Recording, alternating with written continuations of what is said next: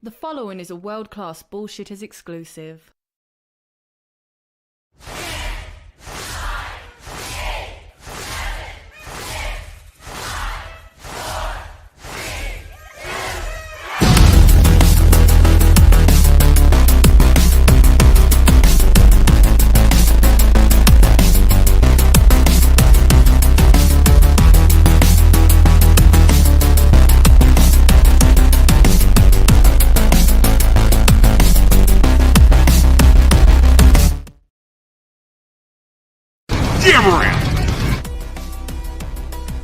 Welcome to World Class Bullshitters, the epitome of pop culture. I'm your host, Jeff Hicks, and with me tonight is... well, nobody yet. But folks, say hello to the Bombay bad boy himself, Big Red Nick Utown. Oh, well, I guess I'm stepping in for the other dark-skinned guy. Glad to be here on this wonderful Thursday night. I'm actually here, I'm actually on camera and stuff like that. Not just my chair, so that's good. Whenever Doyne decides to, join us. Doyne. Well, folks, while Doyne joins us, we'll introduce American Ramrod coach Kendo Slice. Happy to be here on a Thursday night. We're going third, but, Dion put himself on the back of the bus. God damn it. Hi, Dion. Welcome to the show. All right, well, we'll give Dion a couple of minutes to get ready. I can't hear you, though. Are you good? All right, he muted himself. Hey, Dion. All right, well, folks, you know Dion Green. You love him. He's great. He's America's stepdad. Yeah. So. Part of the team. He is part of the team. But, folks, welcome into WCBS episode 453. We are here tonight to talk about all sorts of stuff. We're going to be talking about the Judge Dredd movie, the new Mortal Kombat trailer, the Zelda casting. Sadly, we learned a little bit about Elmo. He's an anti-Semite and a whole lot more. So, folks, I saw that coming. Come on. Now. I know, right? Red bastard. I thought I could trust him. My childhood is ruined. But before we get into that stuff, folks, a couple things. Hit that thumbs up button right now. No matter what platform you're on, give us a like, give us a share, give us a retweet. We got to get these numbers up. They're rookie numbers, and we're world class. We've been here for a decade. We're not rookies. But, folks, more is more on the internet, and tonight we have an announcement to make about some new content coming your way. So the guys and I got together over the week, and we've recorded you 2 anniversary commentaries. Count them, 1, 2, and they're world-class quality films. First off, it is the 50th anniversary of Jaws. So Nick, Kendo, and myself recorded a 50th anniversary Jaws commentary where we go into the nitty-gritty of the film, the book, we talk about the socioeconomic class of the 1970s, and why Richard Dreyfuss is the weakest part of that goddamn movie. But if you want to hear more, you got to join us over on Patreon. Now, folks, if you're a member here, you're going to get the audio commentary. And if you're at the $5 tier and lower, you're going to get the audio commentary on Patreon. But if you're at the $10 tier, which is the video tier, you can watch the film right along at home with us. So if you haven't seen Jaws, well, there's no way better to watch it than with WCBS, your buddies on the internet.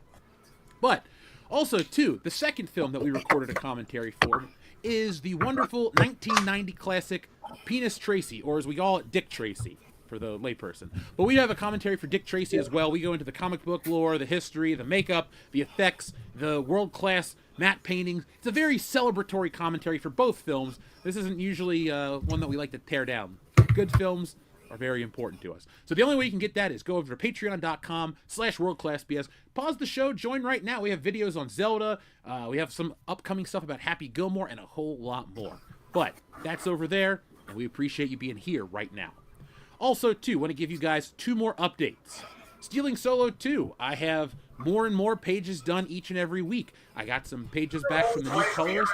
I'm trying to decide if we're going to share them or not. If you guys are interested, I need to see some interest in the chat right now. And Dion, mute yourself. There we go.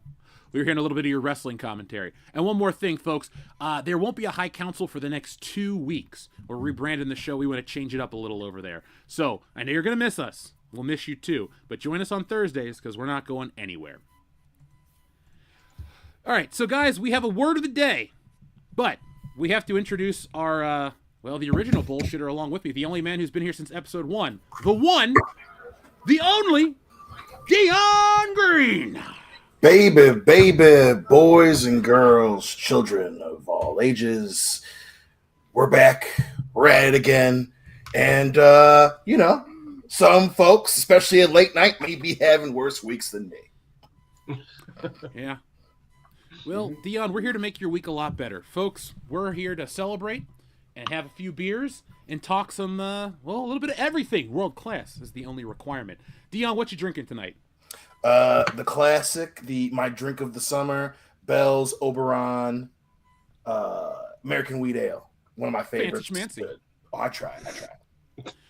I have my usual Voodoo Ranger. This is Tropic Force because I'm such a Top Gun fanatic that I have to drink beer that looks like Maverick.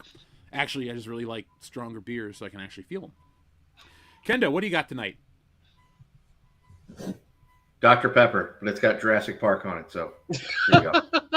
I'm surprised you don't have any of the Coca-Cola cans with Star Wars on it. Neither do I. Oh, gosh.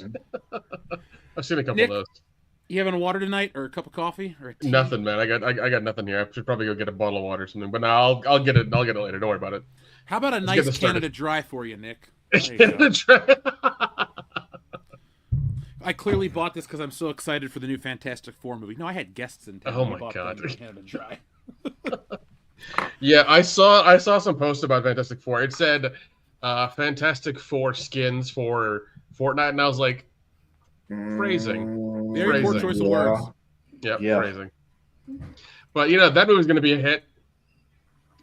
So. If you put an S in front of the word hit, you'll get my exact thoughts about how I feel this film is going to turn out. Because we got a week. Folks, next week's show will be the Fantastic Four review. I have tickets that I really can't feign any excitement. I'll see it. But let's have some fun about the word of the day. The word of the day is Coke. Debbie does Coke. Coke off a midget. Super Coke. Honey, I blew up the Coke. Or blew the Coke. Live free or Coke hard. From Coke with love. Fistful of Coke and Sisterhood of the Traveling Coke. Comes from Shrubbles08. Let's see. Coke in present danger. How still I got her Coke back. Still got her Coke back. What is she from Atlanta? What happened? The divine Coke of the Yayo Sisterhood. Yeah. I see what you did there. Coke to pussy. That's pretty good. No Big Coke. Mama's Coke. No Coke for old men. Well, How big could Big Mama be if she had all that Coke, Dion? Don't you think There she will had be to Coke. Slim down? depends on which day of the binge it is. Oh, okay. Hot tub Coke machine. Coke, it's what's for dinner. Oh wait, that's a slogan. We can officially do word of the day replacements with slogans. So Coke, the other white meat. Crocodile Dundee. Crocodile Dundee. Would The Reginald classic L. Coke Johnson in be the- in that one too? Yes. You have to be. Okay. Gone with the Coke. Yeah. The Wizard of Coke. Here's the easiest one. Cokie and the Bandit. Yeah, that's our classic. I know. Coke another day. Back to the Coke. Got Coke. Batman the Coke Knight. Coke becomes her. The Coke who loved me. How about the spy who Coke coked finger. me? Coke finger. Yep. Oh, Carrie Fisher's got a Coke finger in Return to the Jedi if you look closely. So, folks, send in your Coke titles all night long, like Dirty D Senpai, Dr. Coffin Nails, Tommy Fletcher, and more. So, thank you, Shrubbles08. We appreciate the word of the day. Now, guys, we're going to start the show off tonight with some heartbreaking news. We're going to start WCBS with a sobering look at a childhood icon, because over the weekend, allegations were confirmed when a childhood hero of all of ours from Sesame Street was found out to be a really bad guy. And so instead of reading you this sad news, we're going to bring you the very first official version of WCBS News right now.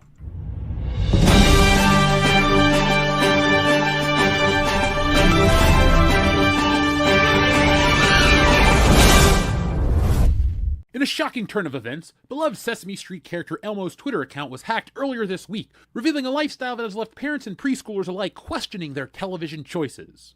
The breach, first noticed by sharp-eyed users on Sunday, exposed a series of posts detailing Elmo's alleged extracurricular activities.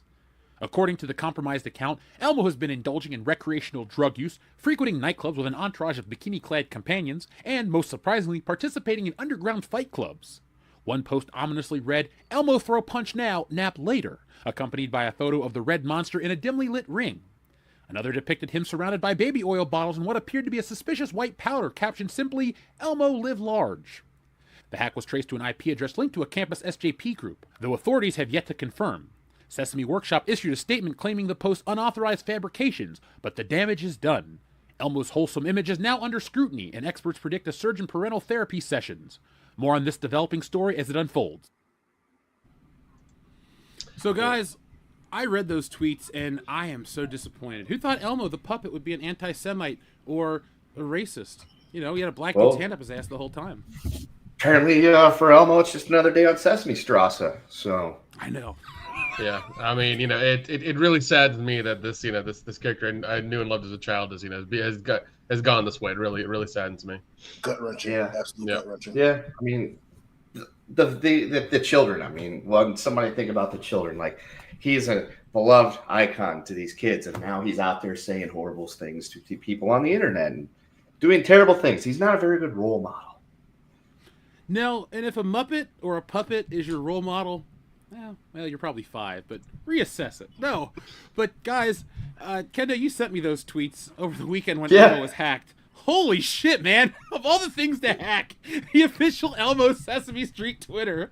I can't say this shit on air because I really No, we will get in trouble for that one. I was genuinely surprised. What did you guys think about all this? I mean, obviously it was hacked, but it was just like, why Elmo? Yeah, I mean, I think it was last summer when Piers Morgan's Twitter got hacked, and I got that one in real time. I was literally on Twitter as it was happening because it was late in the evening. I'm just laying there in bed, just doom scrolling, and hit the thing to run it back to the top of the screen and refresh. And of course, the first thing is a Piers Morgan tweet saying something off the wall for Piers Morgan. I'm like, oh no. And so then it was just go to Piers Morgan, just keep hitting the refresh and looking at all the hacked tweets that account was just pumping out. And it was hilarious because it's Piers Morgan. And so then like somebody goes and hacks Elmo, which I'm like, really? Elmo? You're going to do that with Elmo? Well, who would you have preferred? Big Bird? Yes. I mean, if I'm going to hack somebody's Twitter account and post a bunch of insane tweets, it's more fun to do it to an actual person because then they have to or their PR person has to deal with it as opposed to, hacking a Muppet. Because, Elmo is a Muppet. Like, it's not like the doll hanging there and, the workshop is going to have their head spinning about the tweets that are putting out. But if you do it to somebody like a Piers Morgan or I don't know, somebody else that would be fun to tweet hack. I don't know. Somebody give me somebody to be fun to hack. I want the official Nintendo account to get hacked and promote PlayStation or something. That'd be fun and clean cut. I would love a Skip Bayless's Twitter to get hacked. Yes, there you go, perfect. Mark, people would wild to be like, wait, is he for real? Dude, that would be hilarious. No, the person I would actually try to hack and get to their account is Mark Ruffalo because fuck that. Yeah, Mark Ruffalo, huh? Yeah, because he's like one of those people you have to say that thing at all the time. It's like even though you're pointing one finger at somebody else, 3 are pointing back at you because you're a fucking hypocrite. So, gosh. Yeah. That would be a good one to do. I've never seen it's always good to see the human embodiment of oh god, yeah. It's always good to see the human embodiment of having someone having their own head up their own ass. That's what Mark Ruffalo is. What, an actor with their head up their ass? What? No way. No, it's just the level of activism he does. He's just like, oh, rich people suck. I'm like, dude, you're worth $30 million. Calm down. It is a little unless you want to give that up. Shut up. If you think rich people are terrible and people shouldn't be rich, we're right here. You can give us some of your money. We will gladly take it. Yeah. Hey, look, we're not greedy. Not all of your 30 mil, just 28.5 mil. We'll split it 3 I could do it even less.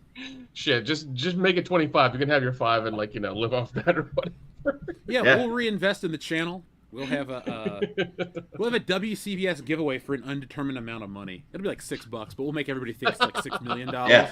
Every week, cash in for the sweepstakes. You could be our random lottery winner. Congratulations, you've won $8. Dr. Coffin Nails, we're buying you a boat full of crackers. There you go, buddy. Why is it full of white people? I don't know. It's one of those sushi boats. Sashimi.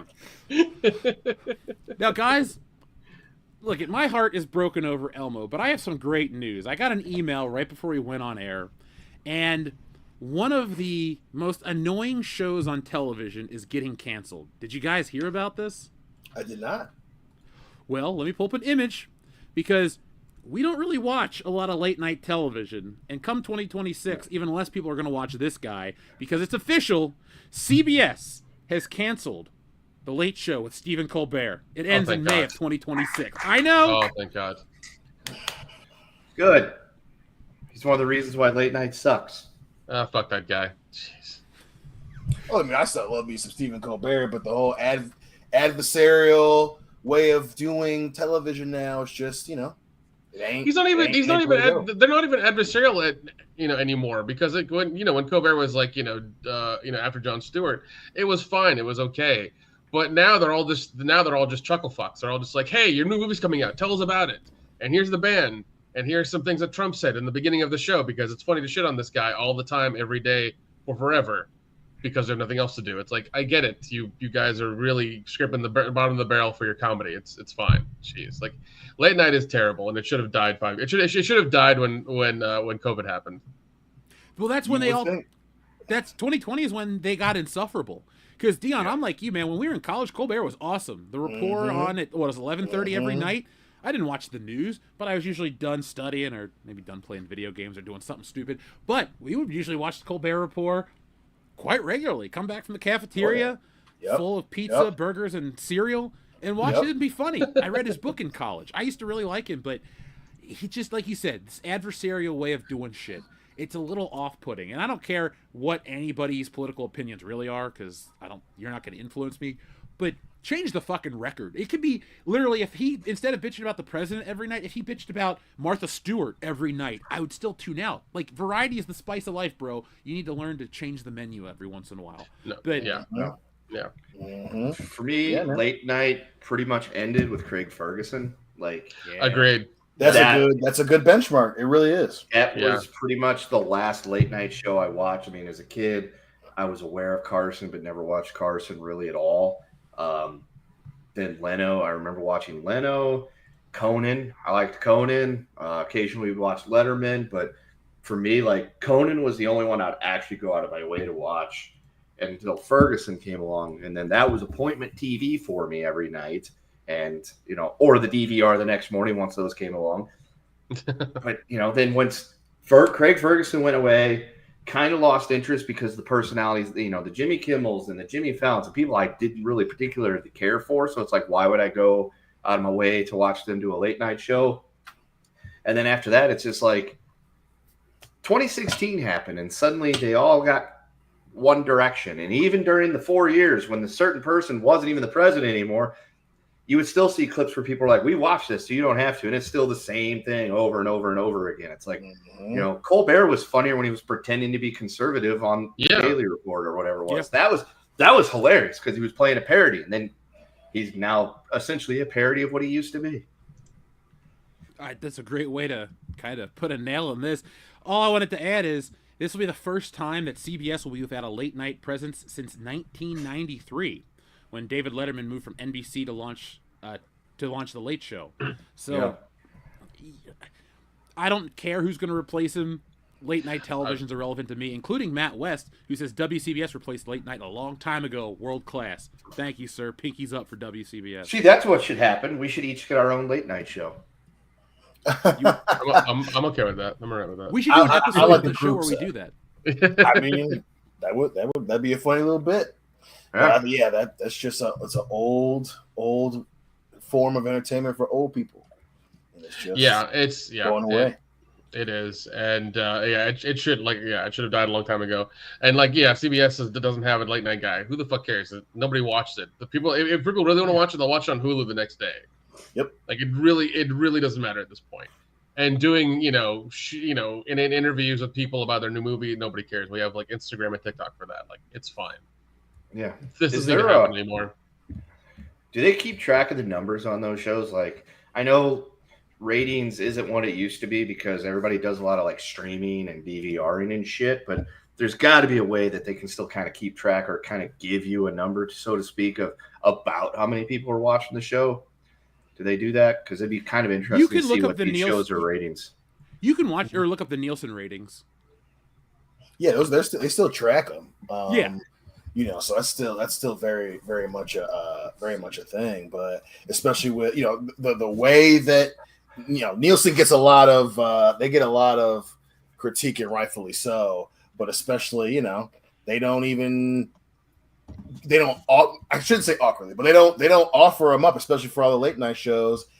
But they'll tell you, oh man, it's the number one show in late night, and how many times do they call Jimmy's show? Which Jimmy we don't know. It's like the number one show in late night, and the number one host. It's like they never tell you what those specific numbers are.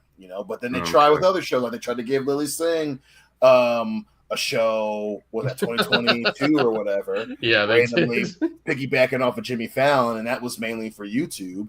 And even though you could see them, they like never do. Oh, Lily Singh, her show is just so hot right now, and she would obviously be saying the same shit. But you could see that there weren't a lot of people watching it on YouTube. So yeah, it's who knows what the hell network television is even gauging this shit off of anymore. Well, I do have some. I have the numbers for you if you'd like to know. Oh, yes. So in quarter 2 of 2025, The Late Show with Stephen Colbert topped the 11:35 p.m. Hour in total viewers, averaging 2.47 million, according to homewares.com. However, it was narrowly edged out by Jimmy Kimmel Live in the 18 to 49 demographic. So, yeah, I guess the Disney advertising window, aka Jimmy Kimmel Live, people still watch that one. But the Colbert Report is ending, so the number one show is just leaving. Do you think this is the beginning of all the end of late night TV? Like Jimmy Kimmel's next, then Jimmy Fallon? I think Conan should stage a comeback. That dude was the best. Oh God. I mean, I don't know. I thought that late night was definitely going to die in 2016, 2017, even with the Trump bump. Because that was raking in views for everybody. So it's hard to gauge. I thought it was ending when James Corden finally got booted off the damn stage, but all these, and then apparently Jimmy Fallon's still getting guests, even though the majority of his audience is still, old. So it's hard to gauge, man. I don't know. I would like to think that, this means that this shit's about to die, but somehow late night television is just hanging around. Well, folks, I'm sure we'll all be crying in our oatmeal tomorrow. Did James Corden get deported back to England, or did they refuse to take him? I think they refused to take him. Yeah, he's in the Cuban detention center now because nobody wants him. That's where he's at. I can believe it too. That guy, I never watched trying to get rid of him. You can extradite him to Cincinnati. We'll do something with him. We'll feed him to the sharks at the Newport Aquarium. See, there you go. You'd be able to feed the sharks for a while with that. So there you go. Speaking of celebrities and actors, our friend John Thomas sends in us a nice super chat. Thank you, John. He says, the only activist actor I remotely respect is Ed Begley, because he at least lives by what he preaches, drives a small car, avoids flying, flushless urinals in his house, calls out the hypocrites. See, I'm still angry at him because there was a guy, his name was Edward something, Nigma, I think, and he was so close to achieving his goal of meeting his hero, Bruce Wayne, and leave it to this guy. Never mind. Ed Begley's fine. Ed Begley Jr., I got no issues with him. He's a solid actor.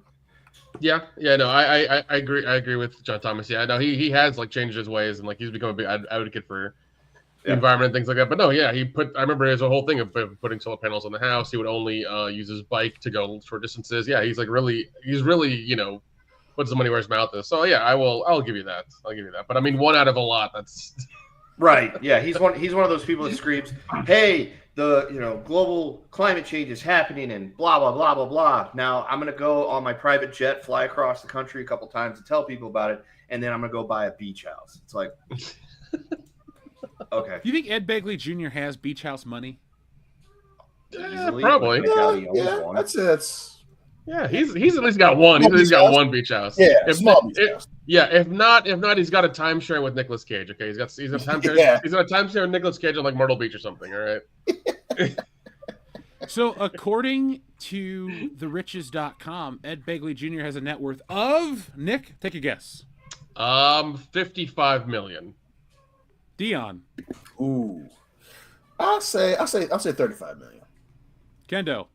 I mean, I think you guys are all going way too high. I was gonna say like 15 million.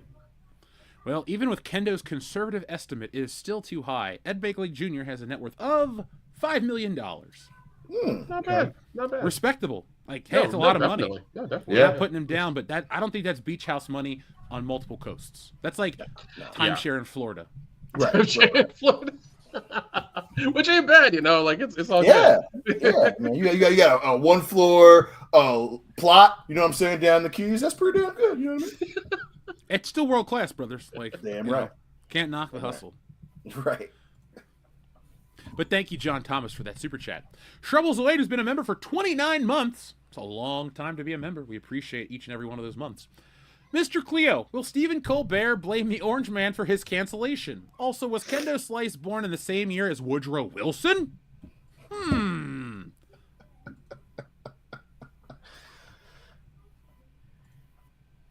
at a mercy. Call me now, because the kids don't lie. Steve Colbert, he's a Libra, ain't he, darling? Will he blame the Orange Man? Well, we can only ask one place, the kids, because the kids don't lie. You pull the kid for Mr. Colbert, you get ourselves a nice ivory mouthpiece, which means he may not blame the Orange Man, but he is going to shed a tear for the loss. How about a mercy? And here's Woodrow Wilson. I can tell you, Woodrow Wilson probably wasn't a fan of me. How about a mercy?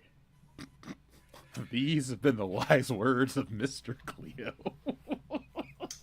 I just he wouldn't have been a fan of me. Woodrow Wilson would not have listened to this podcast. One, because podcasts didn't exist in 1930 something. But he was dead by then. Yeah, well, they didn't exist when he was born in 18 something. Yes. For me to have been born in the same year as Woodrow Wilson, 1856, that would require me to be 100 years older than my father. I don't see how that one works. Dude, that's the next comic book, The Curious Case of Kendo Slice. How is he older than his entire family? Yeah, somehow I was born 100 years before my father was born. So it's a Walter Jameson situation, Kendo. Don't question it. Clearly, long live Kendo Slice. Hey. That should be a T-shirt, long live Kendo Slice. Hell yeah, I'd wear it, but who's Kendo Slice? Listen. You long live that motherfucker. Can't afford to know. But he's one of the more wild and crazy white boys you'll ever meet, but he's also cool as shit. We need to get Kendo a random billboard on like a major highway. Be like, do you know this man? Yeah, dude, we should do that. We could totally do that. Tiffany Henyard had billboards. Why can't we?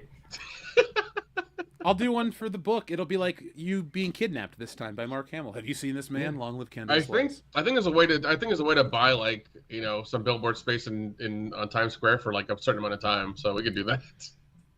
Can I get a second for $1,000? Because there we go. I was on there. I kind of want us to just get like a random billboard. Like, you know how like you'll be driving along and you'll see like a Buc-ee's billboard and it says 2,500 miles. Yeah. I want us to do something like that. Or like that picture I sent you of that fucking trailer company in the middle of Panhandle, Texas that had the Mega Powers on it for some reason. King County Trailers.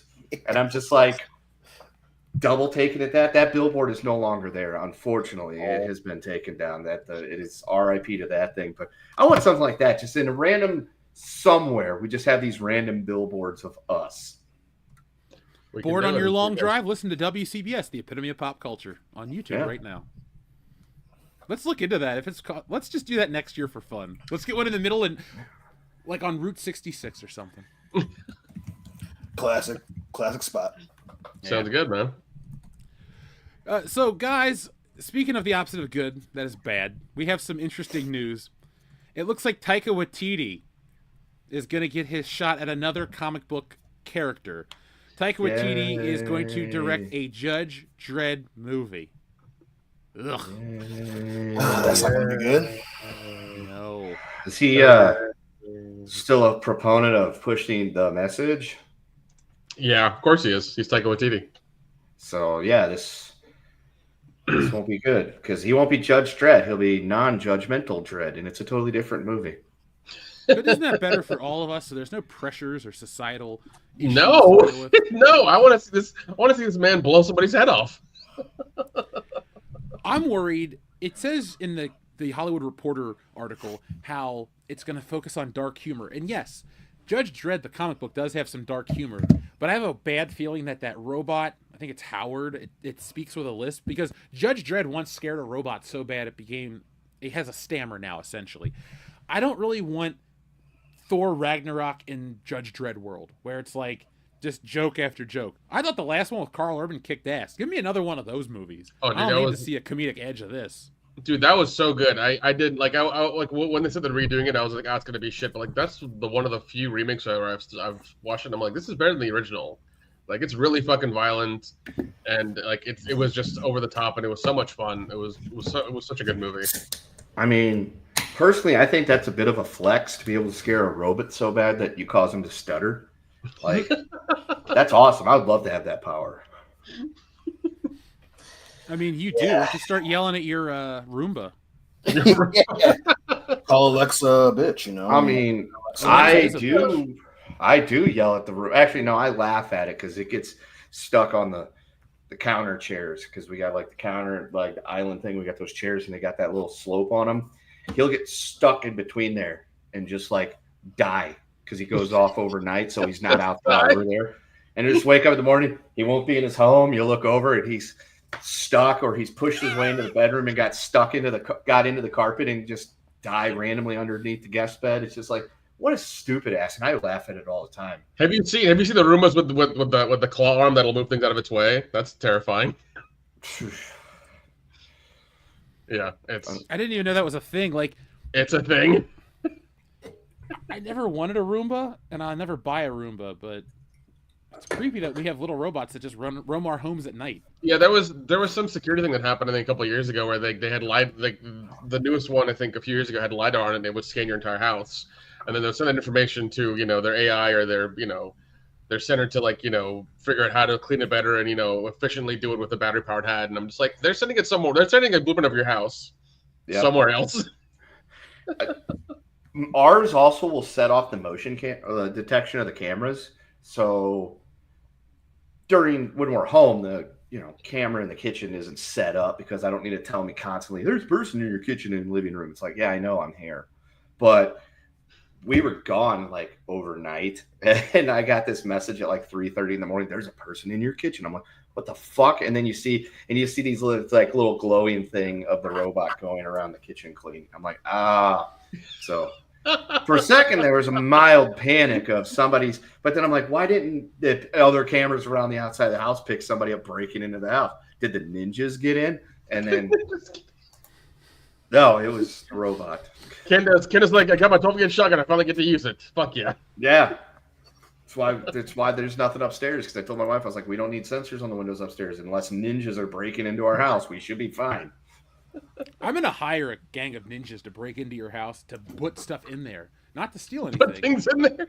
It's like, hey, how do I get more of this Hulk Hogan's Real American Beer? No, just get ninjas in his house to have to do a bunch of slight inconveniences, like all the forks are gone, or like his ice cream like shit like that. Yeah, replace with chopsticks. And put the rule to them that they're only allowed to enter and exit the house through the little portal window at the front, because we got one of those.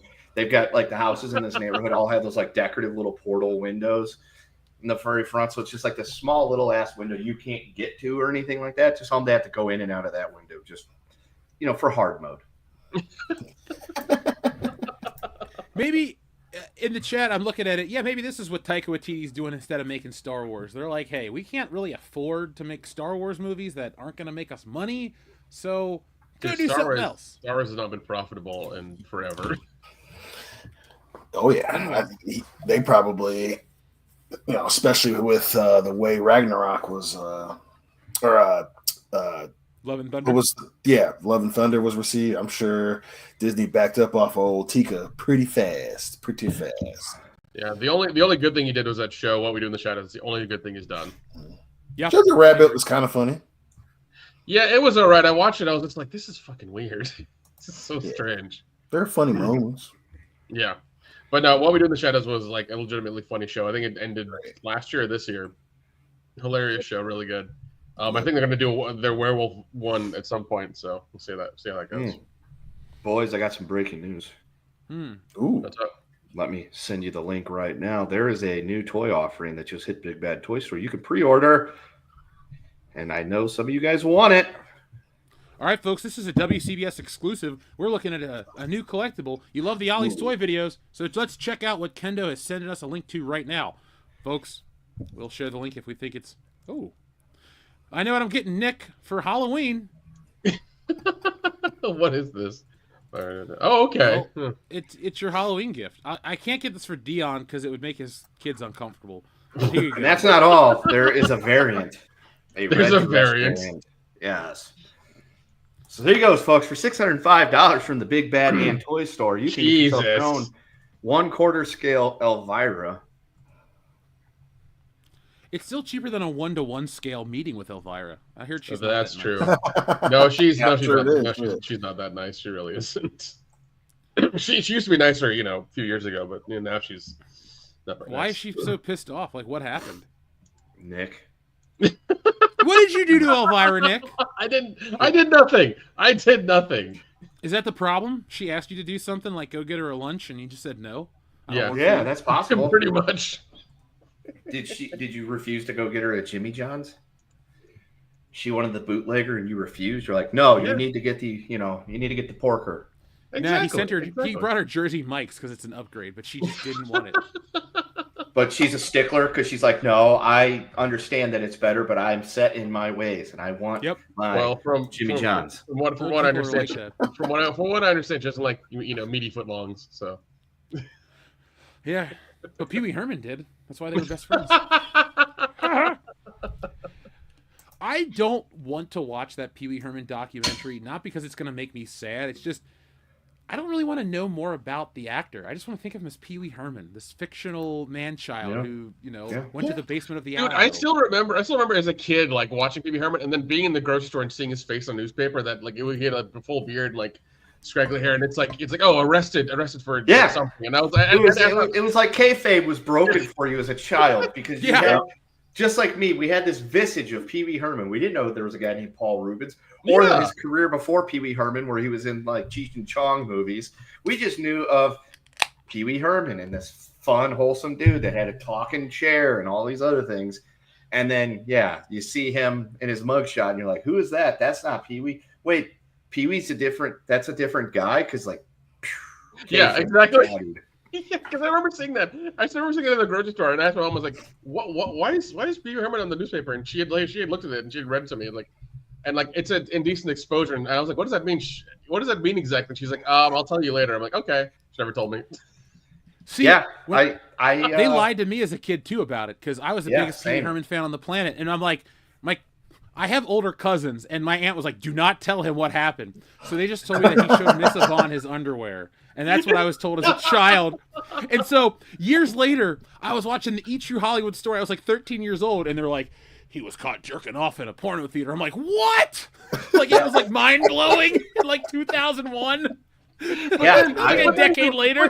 But then you think about those words, jerking off at a porn theater. I'm like, yeah, of course that's gonna fucking right.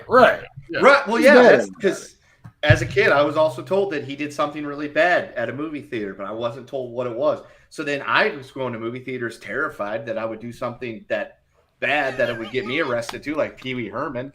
And eventually that wore off. And then, later you find out that, he was beating it at a porn theater. And it's like, so what? I mean, I'm sure a lot of people do that. So why did they single him out? But my only question is, you have Pee Wee Herman money.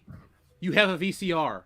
You have a Laserdisc player. You probably have your own projector and film reels of stag films shot on location. You could watch it. It's the thrill of the hunt, right. It's one of those things, You can't get the same experience out of the theater, Wouldn't it be far more exciting to like rub one out at the Playhouse when no one's around? Like, hey, I just blew one on Cherry. Like, no one's gonna know. Playhouse now. But the thing is, Paul Rubens obviously was in Sarasota County. He was walking down the street, saw that they were showing a movie. Maybe he hadn't seen that one yet and thought, hey, it's early enough I could get the matinee and be in and out of there in about 5 minutes.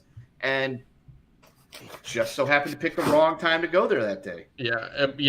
Emmanuel Black was playing. That's what it was. Is that the one with the ping pong balls or the smoking cigarette? Yes. Oh, Skinamax. Speaking of which, my buddy John, I think knows them all by name and can tell you when they were made and who's in them. So yeah, we should make one called Run Emmanuel Run, but it's not even a porno. It's just like an actual. It's like Cool Runnings, but. I think, but here's the thing: is I think that franchise is like open to anybody to make one because it's just so old and nobody cares anymore. Like they're not gonna come after you for that. Like it's. Not you wouldn't make Emmanuel Goes to Space? Yeah, fuck yeah. I think they already have Emmanuel in space. Fine, Emmanuel Goes to the Moon. 0G fucking. Okay, that's different. No. I got it. Emmanuel Goes to Washington. In what? Bangs the Senate? They all have. Yeah, exactly. It's passes all a political ploy. Yeah, passes a lower tax bill or something. I don't know. Gets back on the gold standard. I don't fucking know. Oh, I can get behind that one. Yeah, that's the whole thing. It's like you're trying to get this bill passed. She just bangs her way to getting it passed. And that's what happens. I feel like everybody would want to watch that. I do. I want to make it. Like after Operation Saskatchewan, that's our next picture. Yeah. Could you imagine if we revitalized the Emmanuel franchise as something everybody had to watch? It would be called Emmanuel's Big Beautiful Bill. Yeah. I want to see Emmanuel versus Marvel's Avengers. Like, make sure we put Marvel in there too. Oh my god. Maybe that's the next Superman movie. Instead of a giant kaiju, he just fights her. Lois Lane gets jealous. I'd watch it. I'd watch that. Yeah, I'd watch that. I'd watch that for sure. Speaking of watching, I did go see Superman again yesterday. So nice. It was just as enjoyable the second time. Yeah, it's funny because I think that Monday some people were like, "Oh, it bombed." I'm like, do you not know how numbers work at all? They want it to bomb, Nick. That's the only thing. They want it to fail. These diehard Snyder weirdos are just like it sucks. It failed. I'm like, no, it was really good. Your guy just sucks at making movies. That's all it is. There's that. Yeah. Unless he's got a colorful instruction manual in front of his face, like a graphic novel or something, he's worthless. Why not just have Zack Snyder make Batman instead of Superman? That would work. Here's the idea. How about you have? I wouldn't trust him with Batman. He is that dude. If he doesn't have a breakdown of what to do and how to do it, he's gonna fuck it up. Watchmen. I love Watchmen because it was already a thing. I wouldn't trust him with a shitty version of Batman. Zack Snyder, whatever magic he had, that shit disappeared in 2009, the second the director's cut of Watchmen came out. He doesn't have what it takes. He never had what it takes. And his whole gimmick is, hey, imagine the thing that you like, just darker and moodier. And luckily it worked for Watchmen. It doesn't work for anything else. Even with Batman, he would come up with some other bullshit change in the character and then be like, yeah, I kind of read some Frank Miller stuff. Bruce Wayne has a brother, and that's who becomes KG Beast or whatever. Like, it's like the worst twist ever. David Wayne. David Wayne's a random ex-girlfriend from high school. It's gonna be, Bruce Wayne's high school years are gonna be brought up in the next Zack Snyder Batman movie. Man, he would find. There's like a pregnancy scare too. Like Robin gets Catwoman pregnant. And you're like, oh no! Oh my god! Actually, I'd watch that one. Or she's like, what am I going to do? She's like Robin shit, and she's got a fucking baby bump. She's trying to like climb down a wall. It's like DC Days of Our Lives. Yeah. DC Days of Our Lives. Like sands through the hourglass. These are the days of God. All right, hey, let's play a quick game. Yeah. Superman's been out for 6 days. Give me the domestic box office as of 6 days. Jeff. 133. Okay, Dion. What was the question again? Sorry. 6 days Superman's been out. What's the domestic box office as of yesterday? Ooh, So, 6 not days. counting today. Not counting today. I'm gonna say. I'll say that it's. I'll say it's at 100. I'll say 100 million. 100 million even. Okay, Nick. 120. Okay, Jeff is the closest without going over because as of now, counting yesterday, Superman is at 166, 825,556, 160, almost 167 milli domesticated, 95 on the international for a worldwide of $261 million. Which I also cross-referenced it with Man of Steel. It's beating Man of Steel at the 6-day mark. So, dang. Too bad. I just wonder why people want this movie to fail. Like, the only thing I can think of is they don't like James Gunn personally. It's not about none of that shit matters. It'll bring back their Messiah, Zack Snyder. It is all about nowadays, especially online, right? Especially now that studios have entered the game of trying to steer the narrative of movies. You know, most people talking shit about don't even care if it does well. It's just a lightning rod. It's just the end goal is never to affect James Gunn or the movie specifically. It's to get clicks and hits on whatever the hell people are on. And that's all that shit was, especially with Dean Cain's ass running around getting mad about the immigration thing. What the hell else is Dean Cain doing? What else? Dean Cain thinks there's an immigration issue in Superman. Yeah, he was. He again the whole come on. I always go to bat for that dude because he was a good Superman. That was the Superman I watched as a kid. I was like, that's Superman, and I was watching Burn Notice the other day, and he was on there. I was like, oh shit, Superman's on Burn Notice. He was teaming up with the sexy Terminator from Terminator 3. But here's my thing. It's not in the fucking movie. If the movie had it in there, I could understand you having an opinion about that in the film. It doesn't exist in the film. Some asshole made it up and said it's in the movie, but it's not. Lex Luthor refers to him as an alien because he's a fucking alien from another planet, and it's nothing to do with immigration. He goes, I'm a human as much as you. There's no immigration story in this movie. So, right. Well, and again, I wish people had it. Everyone's entitled to an opinion, but if you don't know what the fuck you're talking about, just shut up. Well, it's not even. Hang on. I haven't seen the movie yet. So when Superman shows up, is he like an adult already, or is he still a kid like in the original Superman when he shows up? He shows up in his costume. This is 3 years into his career. Yeah. Oh, okay. Because I was saying, because if like he came to Earth from the planet whose name I can't even fucking think of, Krypton, and they sent him, and he's landing on Earth like he did in the first one, and he lands from the south, goes over Mexico, then it's an immigration movie. All about the angle. Yeah, it's all about the angle. If he's from the southern hemisphere and crosses that southern border before he crashes, lands into Kansas, then you can make the argument it is an immigration movie. You gotta remember, it's never, especially now, it's never about the movie itself. It's not about trying to. It's just saying it's the Skip Bayless school of covering things, right? You just say the loudest. You gotta find controversy where there gotta have controversy. Gotta have it. Well, I know. The controversy was had by James Gunn and his brother on the red carpet when they were doing it, because those were the sound bites everybody was using over and over again. That's the ones that Fox News were using over and over again. And it's just like, I knew it. I mean, as soon as they said it, and me and Jeff watched the movie, I was like, I know what they were doing. They're stirring things up so people talk about it and go watch it. That's all it is. That's all it was. And even without that, it's still a good movie. It was great. Like, Jeff went to go watch it twice. He doesn't do that for everything. It's not something he does all the time. So it tells you right there how good it is. I took my Chipotle burrito in, and I had a great day. Hell yeah! Damn, that's a good day. If only you get a couple beers, then it's a really good day. Hey, my theater sells beer. I just was like, it was a 12:45 showing. I was like, it's a little early for a beer. No, it isn't. Okay, fine. But I had to come home and work on the book because Stealing Solo 2 is the biggest comic book event of 2025, and I do not want to shortchange these people. All right? If I have too many beers, my line won't be perfect.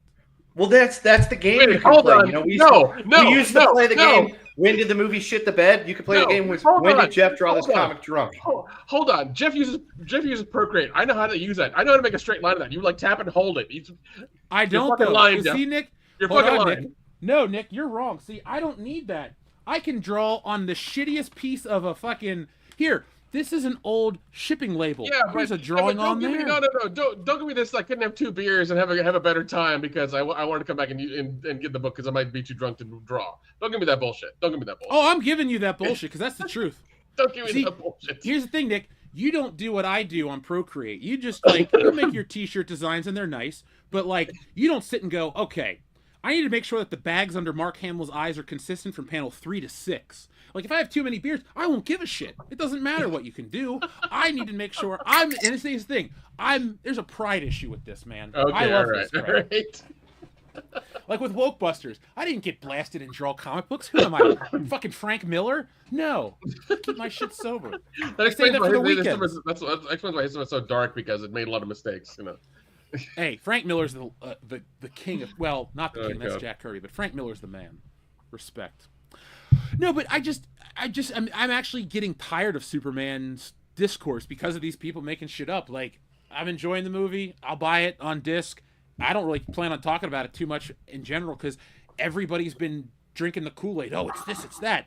Fucking watch it. You have enough money to go watch this movie. You're not broke. Like, if you're watching this show, you have the internet, which means you have at least $60 a month to stream something or a device.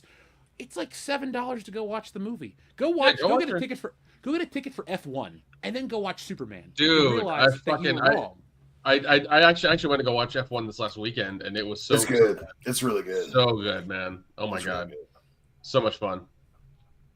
It was a great movie. And shout out to Clone Geek, the Jarrell twist isn't even that big of a deal. It's trying to make something more interesting. I thought it was cool because then Paul Kent's like, hey, this goes to show you what your character is versus what your parents from Krypton wanted. And he doesn't even refer to him as his parents anymore. After that, when at the end he goes to watch the video of his parents that soothes him, it's his world on, or his life on Kansas, or in Kansas, excuse me. Yeah. It was Kansas can be its own planet sometimes. Yeah, I ain't going to Planet Kansas, man. Fuck that shit. That's like a code Kansas, you know. Yeah, I hate Kansas. I would never want to see a soothing, video of myself in Kansas. I bet that doesn't exist. No, it would just be Kendall walking through a cornfield. It's like, where the fuck am I? What's going on here? No, get me across the border back to Missouri. Fuck this place. I hate Kansas. Well, at least Kansas has. What does Kansas have, Dion? Nothing. All right, moving on. No more Code Kansas talk. Got Little Richard gives you woo. Overkill 161, thank you very much. Kids classic Coke word pound and Dustin cokes out. Oh my god, I like that. You guys remember on the original WCBS poster, Dustin had Coke on his nose? Yep. I still have that shirt. I still got that shirt. I never bought my own shirt. I remember you had it, Lape had it, Kendo has it. I do. Yep. Folks, if you go to shopwcbs.com, we have a t-shirt store. Yeah. Go check it out. Go grab one of our GTA shirts or the classic logo. It's funny. I've been thinking about changing up the logo only to change it back for when GTA 6 drops. So we'll do another. Just do it. Just wait till the GTA 6 one drops whenever that comes out. So next May, we got to wait. Yeah, why not? Is it supposed to come out then? Or are they going to push it back or push it forward or just not release it? We might colonize Mars, and I might have a child before that game comes out. So I'm just saying, like, that's on the back burner. Do you still have the I Survived Schlocktoberfest shirts? Do I? I haven't been to the website in a minute. I've been busy with other shit. Because I bought one of those just to spite Lape. Oh, he's anus. Because he was like, I'm like the only person that has this shirt. So as soon as he said that, I immediately went on there and fucking ordered it. Because then you're like, hey, I got a notification. Somebody just bought a shirt. It's like, yeah, I did. To, specifically just to fuck with Lape. I bought a Schlocktoberfest shirt. Oh, so, I think we don't have that on there, but we have our other one with us on there. So you guys can check that out. Let's also continue on reading some of our messages from the audience. Thank you very much to John Thomas again for your generosity. John says, Taylor Tomlinson is pretty funny, but when they gave her a late night show, they hired some loser, overly political hack writers and doomed the show. Had quite a unique concept. She is hot, though. She is, no, she's really good looking. But no, I think hers was like a game show thing or whatever. Let's see what she looks like. Yeah, I think that's what it was. She did kind of like a game show thing as well, and it was pretty funny because there were like really good jokes that came out of that. But Yeah, I don't know. Just late night in general. I don't care. I don't care how hot she is, but still, like, just late night TV in general is just dead. Just kill it off. Yeah. If you wanted her own show, give her own show. Yeah, she's one of those that she came out, she was funny, made a name for herself, and then they decided to strap the rocket ship to her and make her the face of female comedy, I guess, for lack of a better term. But then, they put her on a late night show with said hack writers, and it just wasn't the same. It's like if you watch her do her own material on, like, stand-up shorts and things like that, it's like completely different jokes and tone. It's like, why didn't they just let her do that? She's funny. And she doesn't have to make my vagina jokes all the time. Oh, thank God. No, she doesn't do that shit. And it's funny, they should have replaced the Amy Schumer show with the Taylor Tomlinson show. I would have watched that. But no. Inside Amy Schumer? Oh, God. John Cena was apparently in there. Why does it smell like cold cuts? Ugh. And shitty leather. See, there we go. We gave props to a female comedian on WCBS. We're progressing, guys. Yeah, we're not misogyners. Yeah, no massages are happening during tonight's podcast. Yeah, this show is massage free. Yes. But it's not beer free. I've moved on to my second Voodoo Ranger, Fruit Force, Fruit Punch IPA. It's fantastic. Dion, when I come to visit for SummerSlam, we should get some of these. Dude, I fucking love Voodoo Ranger. Great beer. Juice Force is great. Yep. It's been a while since we did that. I know. Let's case race it up.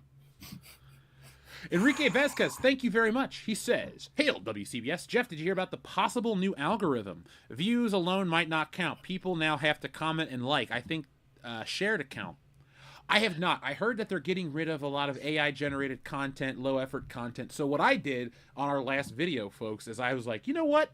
If they're going to change this up, let's put everything into these videos and see if we're rewarded that way. Because shit, whatever's going on with this algorithm has not favored WCBS. But, I look at our videos, and you guys comment a lot. Even if the view counts or whatever, the comments and the thumbs-up ratios are awesome. So hopefully that helps us become a little more favorable in YouTube's algorithm so we can grow to 250K by the end of the year. But if you guys haven't, check out the Star Wars Noir video I did, because we finally got confirmation about the Rian Johnson trilogy, and instead of bringing you some video of me sitting in front of the toy collection going, "Goddamn Rian Johnson, he ruined Star Wars," that's never been my spiel. Anyway, but I went the different route. I figure if you're going to want to stick it to somebody, why not take the thing that they're into, murder mysteries with, Knives Out and Poker Face. So I basically did a noir murder mystery style video about the Rian Johnson trilogy. So check that one out. It's been a lot of fun to do that kind of stuff. I want to bring more creativity into the channel, more than there's ever been before. So help YouTube reward us by checking out the content. We'd greatly appreciate it. And hopefully, Enrique, it'll benefit us, because some of this algorithm crap is ridiculous. Yeah, and like them changing it every 6 months or so is a pain in the ass, because you fuck with everybody's channels and stuff all the time, and it's hard to keep getting views and keep going up and things like that. It's just it's not good. No. Enrique also says, if anything, it shows immigration done correctly. He gets adopted by 2 U.S. citizens. I think he gets citizenship within a year or 3. Detention, please. The thing is, if anything, it just shows you that Superman is a human like all of us, and that he cares about people, and that he's here to serve humanity and help us do the best shit. Like, he saves a damn squirrel. I thought that was the funniest part of that movie. Yeah, it was. Because I saw it with Phil, and he's like, he saved a fucking squirrel. I'm like, yes, Superman saves everything and everybody. It's Superman. He's supposed to be. He's always been like this. Like, he's never been, let me snap your neck, let me go take Lois to the fucking Phantom Zone and plow her for 20 minutes. No, he's always just been straight up Superman. Hey, come in the Phantom Zone, if you could turn the Phantom Zone into your own, Shag Shack, I would. Bro, I'd go to the Fortress of Solitude. That's way cooler than the Phantom Zone. Like, if we're ranking places to go to the bang in the DC. Sure. All right, hold on, folks in the chat. Let us know your prime locations to bang in the DC universe. I'd pick Wayne Manor. Wayne Manor. No, that's a good one. The Watchtower. Clearly the Watchtower, guys. We're talking about. The reason Themyscira wins is because you have an island full of ladies that aren't all lesbians. If you're the only man there, it's just the train is run on you. And they respect you if you can fight.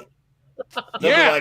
Let's fight. And if you best me, you get in these sugar walls. I'm like, all right, even if I lose, I'm winning. Yeah, exactly. Nobody loses on Themyscira. Oh man. Yeah, we're turning DC into some dirty, dirty, dirty work. Dirty comics. That's what DC stands for now. That's right. Did you see Hustler brought their comic books back? I did. No, I did not see that. Yeah, a couple months ago. You can get Hustler comics. I want to buy them, but I also don't want to buy them because it's like I'm not trying to read porno comics. Okay, I'm just curious if they're any good. When you say it like that, maybe it is. Dude, I'm the most self-aware comic creator. It's like, I gotta watch out what I read because I don't want to have that influence. Like, I don't want to just. Maybe that would actually help Stealing Solo sell 1 million copies if there was just some big titties right in the middle of the book. I see a lot of people that just are like, hey, let me throw tits in this book and watch it sell. Not me. I'm sorry. Next book, Wokebusters 2. We'll fight a giant set of tits in Manhattan. How's that? You can have it be like Wokebusters 1, where like, clear your minds, don't think of anything, and then like me or Dion or somebody thinks of tits, and it's like just giant tits that come attack us. And we're like, we don't want to hurt him, but this could be really fun. Yeah, this is gonna be really fun. I'm gonna enjoy it. See you on the other side, brother. Yeah. Hey, if you gotta go with a smile. That's right. Exactly. We gotta do what we love. You goddamn right. Jeff was speared to death by a giant nipple. May he rest in pieces. I'm not dead, guys, but it hurts. Just be smiling in the corner. Don't jump in. Nick and I are exactly where we want to be. Yeah. I'm drowning. I motorboated myself to death. Anyway, Xavier to God, thank you very much for being a member for 29 months. We appreciate all you guys. Did you guys see they're putting Spider-Man 2 back in theaters in 4K and extended scenes? I did see that, Xavier to God. Also, too, the Spider-Man 2.1 edit is a little better than Spider-Man 2. Some of the fight scenes are extended. There's only one part I don't like. There's a scene where Mary Jane and the girl from Death Proof have a conversation in a shoe store. And it's talking about you, I love him, blah, blah, blah. And it's a little over the top, and I'm glad they cut it originally. But it's still Spider-Man 2, and that's, my favorite superhero movie. Matt, I'll read those from Market Research, yes. He also says, do you think Spider-Man 3 would have been the first billion-dollar superhero movie if it was better? Ooh. Yeah, I don't know, because the hype was so real, and even though Spider-Man 3 sucked, I saw it 3 times in theaters when I was 18, so yeah, it probably would have made way more money if it was better, but it sucks that Spider-Man 2 is the one that made the least, because that's the best one.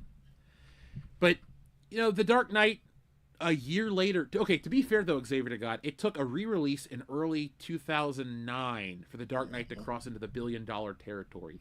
And as much as I love Spider-Man and, have a big part of the collection up here dedicated to that character, The Dark Knight had more buzz and more hype than any movie I remember in the modern era for a superhero picture. Like, that thing was, like, everybody talked about that shit. Dion remembers, like, that's when we started hanging out back in the day. Everybody kept going about the Dark Knight this and the Dark Knight that. Yeah. Oh yeah. It was a huge because didn't Spider-Man 3 still do 800 million or whatever it was? Over. Like, I think adjusted for inflation, it beat all the Andrew Garfield movies. Yeah. So I mean, I think for it to just need a couple $100 million more to officially break it. Yeah, if it was good, it overall good, because there are good moments. But if it was a better pound for pound cohesive movie, it would have. Yeah, I 100% believe it would have crossed $1 billion. But Sam Raimi, dude doesn't bat 1,000. But yeah, Dark Knight was everywhere when they released the first 10 minutes of the movie. I bought a ticket to go see I Am Legend. Yep. I took Hillary on a date to go see I Am Legend, in part because of the Dark Knight trailer. So those first 10 minutes of the movie. So it was nuts, man. That shit was absolutely insane. And then again, not saying it because I'm not trying to allude this the only reason. But then Heath Ledger dies on top of that, and it just it was the Vince McMahon factor. That additional boost in importance for it. Like, oh, now Heath Ledger's died. He just gave this great performance. Catch his last performance.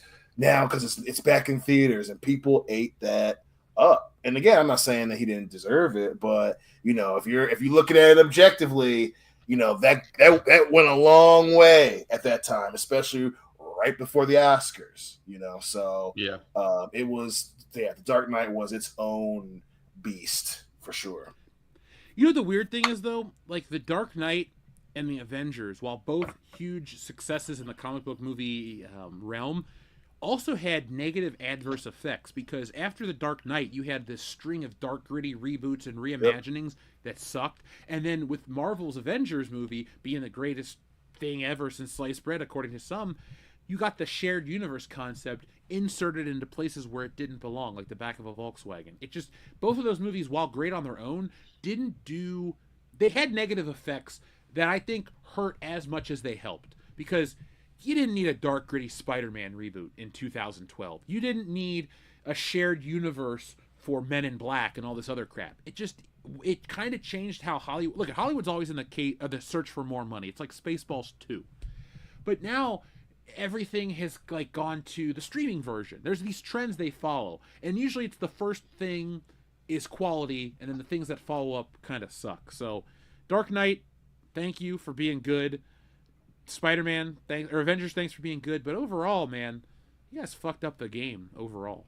Well, I think you have that with everything that becomes super popular. There's always going to be adverse effects, especially the more popular it was. I mean, that's not just in film, but TV and sports. I think the only other version of entertainment that you see it more than you do in Hollywood is in sports. I mean, Kendo and I could probably talk an hour straight without having any needs to pause in the different fads that have hit the NFL or the NBA, and for sure, The Dark Knight and Avengers are a perfect example of that. So I think, it's even going back to when the X-Files was popular, you had the adverse effects of every other studio trying to have an X-Files like show. Oh, I mean, don't get me yeah. wrong. Baywatch Nights is hilarious, but that happened because they were trying to make an X-Files thing going on. Millennium. Yep. Oh, damn. I forgot about that show. That shit was crazy. The Lone Gunman, that shit came out and they essentially had a 9/11 episode. I used to love that show. Dude, the guy looked like the lead singer of Rush. He was a little weird looking, but that was a good show. I'm rewatching X-Files, and it's all the first season is wild because they predicted a lot of stuff that's happening right now. It's crazy. Yeah. Hey Nick, we should go over to Patreon one of these days and do a video, 10 things the X-Files predicted correctly. That'd be kind of fun. I'm down with that. I'm totally down with that. That theme song's the shit. Oh, I love it, dude. Fucking love it so much. It's really good. Classic. Oh yeah, so let's see. Eddie C said Fringe, dude. I fucking love Fringe. Fringe was a really good episode, really good show. But as usual, it didn't stick the landing at the end. Is that the one with Joshua Jackson where they have an alternate dimension? Wasn't Leonard Nimoy in that for a minute? Do what? Wasn't Leonard Nimoy in that for a minute? Yeah, he was in it. He was in it on and off, and then he was in it towards the last, second to last season, and then he just didn't. J.J. Abrams left in the last season, and so did Leonard Nimoy, and then they just ended it with 6 episodes. So it was a really interesting series. It dealt with a lot of government stuff, MK Ultra things, genetics, a bunch of DARPA stuff is basically what it dealt with, and it was a really, really fun show. Weather control, got it.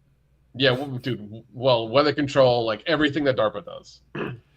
Did you? Never mind. That's too political for this show. It was about the flood in Texas.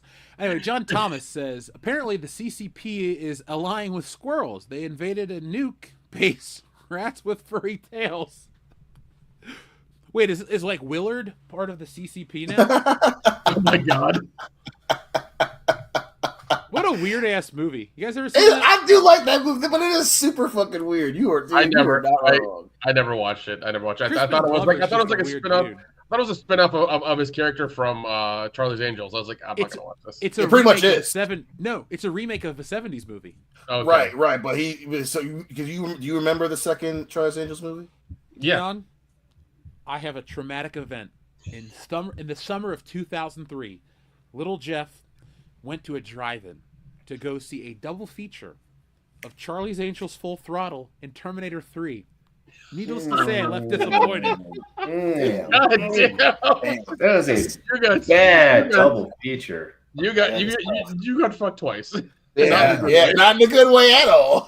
I was only 14, so hey, I didn't know any better. You got finger popped. Oh my god! By terrible writing and bad direction. And Dude, you did not enjoy it. Even Bernie Mac couldn't save that fucking movie as Bosley. Dude, Charlie's Angels 2 is like one of the worst movies I've ever seen. It is crazy, but I did love that it was pretty much Crispin Glover, that snatching hair and smelling it, and it's just that dude, but he's just doing it with Rats and Willard, and it was hilarious. I don't know why I get so much joy out of both those movies. And then I think also the fact the way he dies in Charlie's, he just like gets thrown off of a roof. Yeah, it's like It was the one time I saw that movie. Yeah, no, I like both the movies too because they're just fucking hokey. It's during that time where we had a lot of like they did movies of this old 70s shows. We had like Starsky and Hutch. We had a couple of those too. So some of them were good, some of them were not so good. Yeah. Where do you rank Starsky and Hutch? I don't think that was a very good movie. I actually like that one a lot. Objectively, it's a very okay movie. It's got funny moments in it, you know.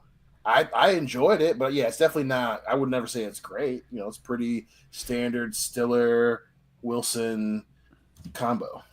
See, I got spoiled a little later on because like Wedding Crashers is to me legitimately great, and if you don't like reach that level of insanity in a comedy, it's like It's Always Sunny in Philadelphia. I don't watch sitcoms that are like for network TV that are buttoned up and don't cuss. It's not about the cussing, it's the absurdity that show brings. And I just need my comedies to be like balls to the wall crazy. I can't, unless it's like British, then I can watch the driest shit you can possibly imagine. That's true. But I mean, like, you know, you had Ben Stiller, Owen Wilson, Vince Vaughn, what is it? Fred Williamson, fucking love that guy. Snoop Dogg as Huggy Bear. Yeah, he was Huggy Bear.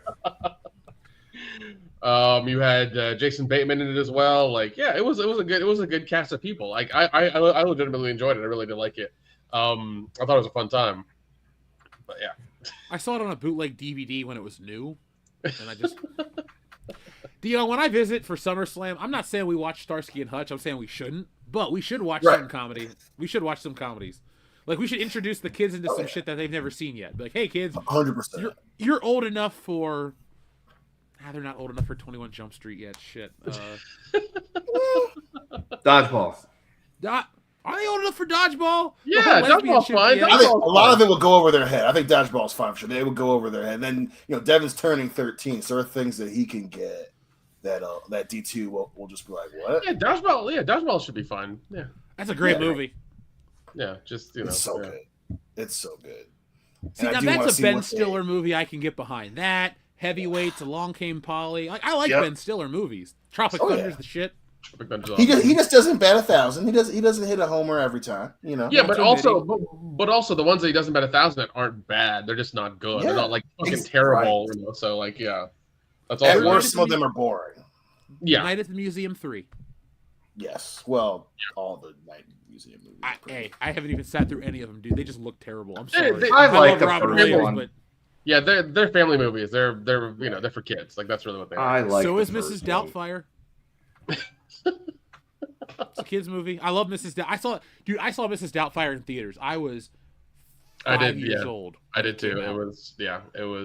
I think that kind of cemented my love of Robin Williams when I watched it as a kid. I was like, who is this guy? I didn't watch all his movies. Like, that's how it happened.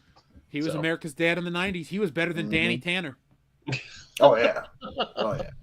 Danny Tanner was kind of a bitch if you look it up. Like, who was the shittiest TV dad? We always talk about the greatest of like Uncle Phil, Carl Winslow, Tim Taylor. Like, who was the crappiest? Like, and I don't mean like worst actual fathering, but like, who's the dad where you're like, man, I'm stuck with Danny Tanner. What, like, the dad from Seventh Heaven's the worst. I was about to say, if we're ranking if we're excluding real world events, even just in world, the dad from Seventh Heaven, like I remember the episode where video games were bad, and it's like, what? Do you remember the one where the Holocaust survivor wanted to go to school to talk about the historical relevance of what they lived through, and he goes, "That's a little too heavy for kids. They shouldn't hear this." I'm like, what the fuck, dude? It's history. Yeah. Oh my gosh. And then there's one where he goes undercover as a janitor to like infiltrate the school. Well, or the one where Simon's friends were huffing paint, but like it was like turning into like gang members. Oh my god! Yeah, that shit was crazy. I need to watch Seventh Heaven. Then this sounds terrible. Yeah, apparently I missed out. You need to get baked and watch Seventh Heaven, dude. I'll do it. I'll fucking do it. That would be a blast. Plus, it was. I just always loved the nostalgia of knowing that my black ass family, my parents, fucking loved Seventh Heaven. 2 black people from Chicago loved Seventh Heaven, and and every time I think about it, I just start laughing. Like, why the 4 of us would sit down on the WB and watch a family of like 6 white people. It was so fun. Like thinking back, I'm like, damn. I can just imagine Dan's dad. I love these silly white folks. He's like, he's right. It's just you gotta be careful with these kids in this paint. It's like, dude, Seventh Heaven was always like a time to turn the channel. But I made a video on this recently. The worst religious show of the 90s was a show called Promised Land. It was about these people that drove around the country in like an RV. Yep. And they would like randomly stop and it's like it was a spinoff of Touched by an Angel. Yep. And so they would like randomly stop at an event, and then like the Lord would speak to them about what they need to do. There was a whole season where the kid goes blind. And it's like, oh, I'm not scared. God has a plan for me. And then like Jeremiah gets his eyesight back at the end of the season. They're like, praise the Lord. That show followed Touched by an Angel. And I remember that shit got put in syndication when PAX was trying to make some waves in the television world, man. I remember that show. That shit was terrible. That and the Billy Ray Cyrus show? Dude, PAX was the worst channel ever. Like, I was raised Catholic. Promised Land only lasted 3 seasons. And my fucking family watched that show. Okay, so like I would go to my grandma's house, and she loves my uncle. They would watch Promised Land, and they're like, if you watch Promised Land, you could stay up later. And so I would stay up and watch the show because I was like a kid. I didn't want to go to bed at 8 o'clock. Yeah. But those shows were all horrible. Here's a question. Would you rather watch a few episodes of Promised Land or Kirk Cameron Saving Christmas? Well, hold on a second. Is it the equal amount of times? Because if like Kirk Cameron Saving Christmas is not, it's like I don't know. I've seen Kirk Cameron Saving Christmas. I did it. Me and some guys sat around to watch it, see how bad it was. Oh, it is fucking awful. It's like an hour and 40 minutes. So yeah, you guys have 3.5 episodes of Promised Land. Let's do that for Patreon this holiday season, guys. All right, there we go. Perfect. It is. Oh my god. We're gonna watch Left Behind. Is that what we're gonna do? No, that's a different movie. I wouldn't mind being left behind. Is it the one where everybody gets pulled into heaven and then the like? It's about That's the premise of This Is the End. Yeah, right? It's a much better movie. Funny. Left Behind is hilariously because I think in the later sequels, Kevin Sorbo is starring in it. Yep. Yeah. There's another Kirk Cameron. No, we watched. Was it Left Behind? We watched that. We watched something else too, but it was with. I want to say Nicolas Cage, and he was like, was that Left Behind where the plane crashes? And no, I know which one you're talking about. He's the future. It's called Next. It's called Next. Okay. Because I thought Kirk Cameron was in that one too, because there was like very heavy religious Christian mythology or ethos, whatever you want to call it, type of stuff, undertones to that movie too. But yeah, Saving Christmas is rough. Dude, and also the cover, that action movie cover he has in that movie is just like, it's so misleading. It's so misleading. And I'm not somebody that's put off by that stuff. Like, you can make a really religious movie and I can still watch it. Right. But at the same time, it's like, how heavy is the hand that rocks the cradle of said movie? Agreed. Like I said, dude, I went to Catholic school through high school. Like, none of this shit bothers me. But man, do these like saccharine, overly preachy movies make me laugh so hard. Oh shit, Fireproof! I forgot. We watched Fireproof also. That is another Kirk Cameron movie. Where he plays I forgot about Fireproof. What the fuck is? Let me see this. So, all right, here I'll give you the brief plot synopsis of said. Essentially, it's Kirk Cameron is married to his wife, right, and he gets addicted to porn. And it's going to ruin their marriage. And he's a firefighter, hence Fireproof.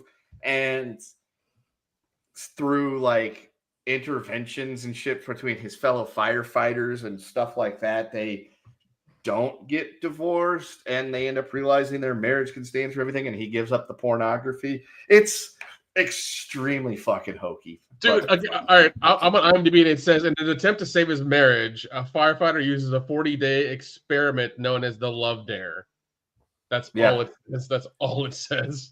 Yeah, pretty much. So yeah, so there you go. So we'll watch Saving Christmas for. So this firefighter puts his life on the line for other people to save them out of fires and other things. His only vice is like looking at titties on the internet. That's his only vice. Yes, he is a porn addict. He doesn't drink. He doesn't do drugs. He doesn't cheat his wife. He just jerks off in the fucking break room or whatever. Yeah, that's pretty much it. It's. I'll read it to you. Master verbatim right here. It says that married couple Caleb Holt, a fire captain serving the Albany Fire Department, and Catherine Holt, a hospital administrator, are experiencing marital difficulties. At work, Caleb underscores the importance of never leaving one partner behind, but at home, he and Catherine constantly argue. Catherine accuses Caleb of being selfish because he prioritizes his desire for an unnecessary and expensive boat and leaves her to consider how to pay for needed medical equipment for her ailing mother. She also is frustrated about him excessively masturbating to internet pornography and leaving her to handle all the home responsibilities and overheads herself. Caleb feels attacked. Their constant argument escalates to the point where Caleb loses his temper and lashes out verbally. Consequently, Catherine wants a divorce, to which enraged Caleb agrees. So they're like any other married couple? Well, yeah, way less likable. Yeah, right. They seem like they're that couple you invited the last minute just to be nice. It's like, oh yeah, we're having this thing tomorrow. Can you guys make it? You can't. Oh shit, that sucks. Like they're that couple. They're that couple, you know. Yeah. They might have that really big pool you want to use every now and again, like for July 4th, but you never actually like want to talk to them. You know? Yeah, there's fireproof. That sounds horrific, and I never want to watch it. So we're watching it for Patreon. Yeah. God damn it, yes. God. Plus, I just love the idea of that face, and it's like, you know, Kurt, you don't have to keep telling us all the shit you're going through. We don't need to think about you being obsessed with porn, because we all know 100% you look like the type of guy that probably is obsessed with porn because of all this weird shit, Kurt. Dude, Kirk Cameron looks like he's on the list, okay? He looks like he's on the fucking yeah, list. man. I'm serious. He looks like he's on the fucking list, okay? Yeah, dude. I would not trust Kirk Cameron with one of my pets, let alone anything. I wouldn't trust a man with a dead hamster, okay? I'm just saying. Yeah, like Richard Gere? He seems like that guy. He probably is closer to that legend than real Richard Gere. Yeah. Because, like, you know, it's one of those things where people usually deviate like this hard into religion, they did something really bad to get there, and it's just like, what did you do? Like, where did you bury the hooker and you went this way? Like, you know, like, was it a swamp? Was it a desert? I just need to know like where to look. You know? Yeah, dude. Seriously, I don't trust Kirk with diddly, man. That dude is just too. Don't say diddly around him. He might do it to you. The thing is, if he were to come across this and hear Nick say that, he's the type of person that probably would sue us. Oh, yeah, 100% he would. 100% he would. That's why we have a lawyer. They accused me of doing this. It's like, no, we were just saying shit. So this is a comedic podcast. It's all done in comedy. I don't know what you're talking about. Exactly. Although, to be fair to him, his zealousness is extended to his family because his sister, Candace Cameron Bure, because she's married to the less talented Bure brother of the hockey world. They were apparently going to get divorced for the reals recently. I saw this news blurb pop up for some reason, and but you know, Kirk Cameron helped talk them into reconciling. So you know, there you go. He saved him. He saved the marriage, sir. So good for Kirk. No. Did he save the marriage, or did he just extend the heartache that they're going to go through? Which one? I mean, she married a Whatever Russian. Jesus He was born on the other side of the Iron Curtain, so maybe she kind of has it coming. Don't marry a commie. I didn't realize it was kind of a situation. But no, I'm totally down to watch. I'm totally down to watch this ridiculous movie for Patreon for like the holiday season or whenever we have to do it. Like, I'm fucking down for that. It sounds the Kirk Cameron saga. Every Kirk Cameron film. No. No. You will be I'm looking down. for a I'm new down. third and fourth chair if that is the requirement. How many movies is this motherfucker in? Like 4? A lot. A lot. Yeah, he's part of that whole, because I think he puts a lot of movies too on that Christian one. What's that called? The one dude from Nickelodeon that started it, Nick. What's that freaking channel? I asked Christian Google how many movies. How many movies has Kirk Cameron made? It says at least 9. So even Google doesn't even know how many movies Kirk Cameron made. It's at least 9. God. How about we watch the episode of Growing Pains where Leonardo DiCaprio gets beat up for being mentally challenged? Does that work? Yeah, that works. You mean What's Eating Gilbert Grape? Yeah, that's something else. Cancer. It's cancer. It's just cancer. Okay. It's eating the inside of his brain. It's fine. So I'm related to some super uber religious people, and they like recommend those types of movies, and I'm just like, thank you, and then I never watch them. Never, dude. Like Dion, I'm gonna bring one up. I'm gonna go borrow one and bring it up to you for SummerSlam. Oh my God! You got to. No. Jeff, I have to give you the one that we got from Astoria to go have you go watch it with Dion. Oh yeah, Oh, God. Dude, send it to me. It'll be cheaper to mail it to me than it will be to Dion, and I'll drive it up and I'll send it back. The Fookins. I want to rip it off and make you a disc and just fucking mail it to you or whatever. Or just rip it and send me the digital file, and I'll just send him the Dropbox. Yeah, let's do that. Then. Yeah, Let's do that. we'll just watch. Dion, there's a movie we got to watch with you. Your face is Okay. Okay. Yeah, you gotta record him watching it just so we can see his reaction to this. Will his face be like mine when we watch Tales from the Hood 2?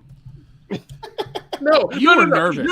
No. Your reaction was better for Black Dynamite because you were just like, I was enjoying that movie. It took me like 15 minutes to figure out.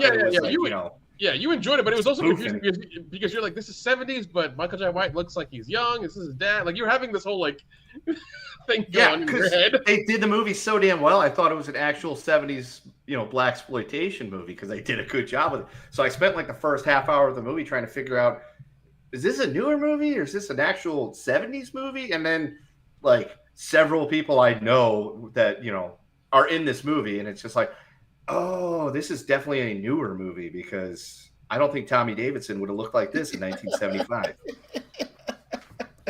Yeah, but also, and then I was in on the joke, and I was just loving it at that point. Oh, dude, it's one of the best movies of the decade. That movie's great. Easily.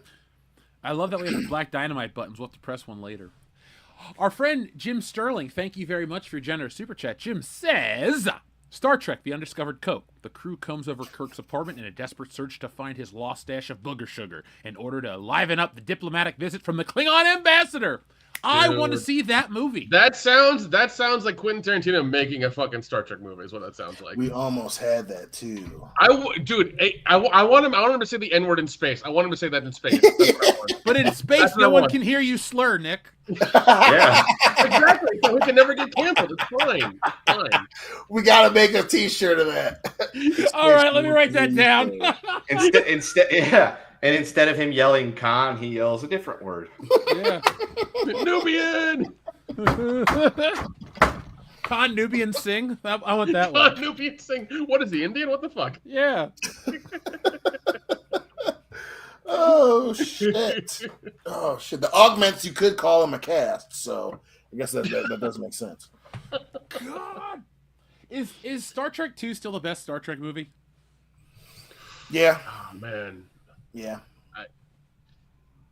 Two's pretty good. I don't know. It really does go up and down with them. It really does. It does. Two, I mean, if you're going if you're saying all the great ones that are great, is Wrath of Khan the best of the great ones? Other great ones. Undiscovered Country is one of the good ones. I'd say the 2009 one is one of the great ones. Voyage Home. Voyage Home is awesome. I say 3 is underrated. First Contact's awesome. I mean, that's so good. First Contact is so good. First Contact is so good. That one's been great.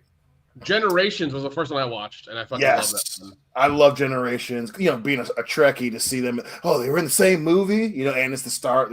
You see the Enterprise B, for a minute. That's a great one. Yeah, I still got Wrath of Khan, still the best one.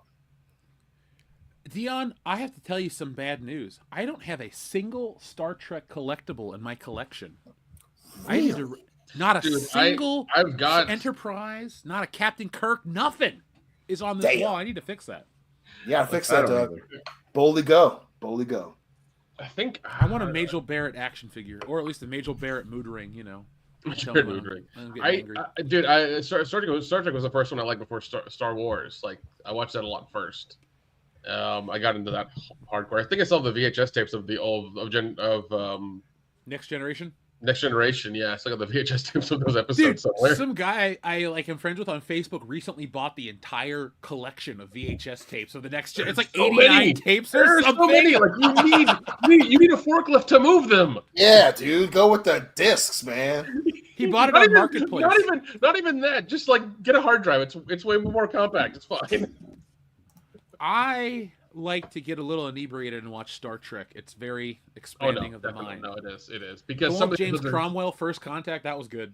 First Contact. I think was the second one I watched after Generations, and like that was a really wild one. I really enjoyed First Contact. It was, you had time travel, had to go back to the beginning, making sure that they made it, and you had the Borg and Picard dealing with that and everything. Data had his own problem. Like, it was like crazy. Well, my family were pretty hardcore Trekkies when First Contact came out, so I remember, and obviously that's towards the end of the VHS era, but like that came out on video, and I remember my whole fucking family was excited to watch that one.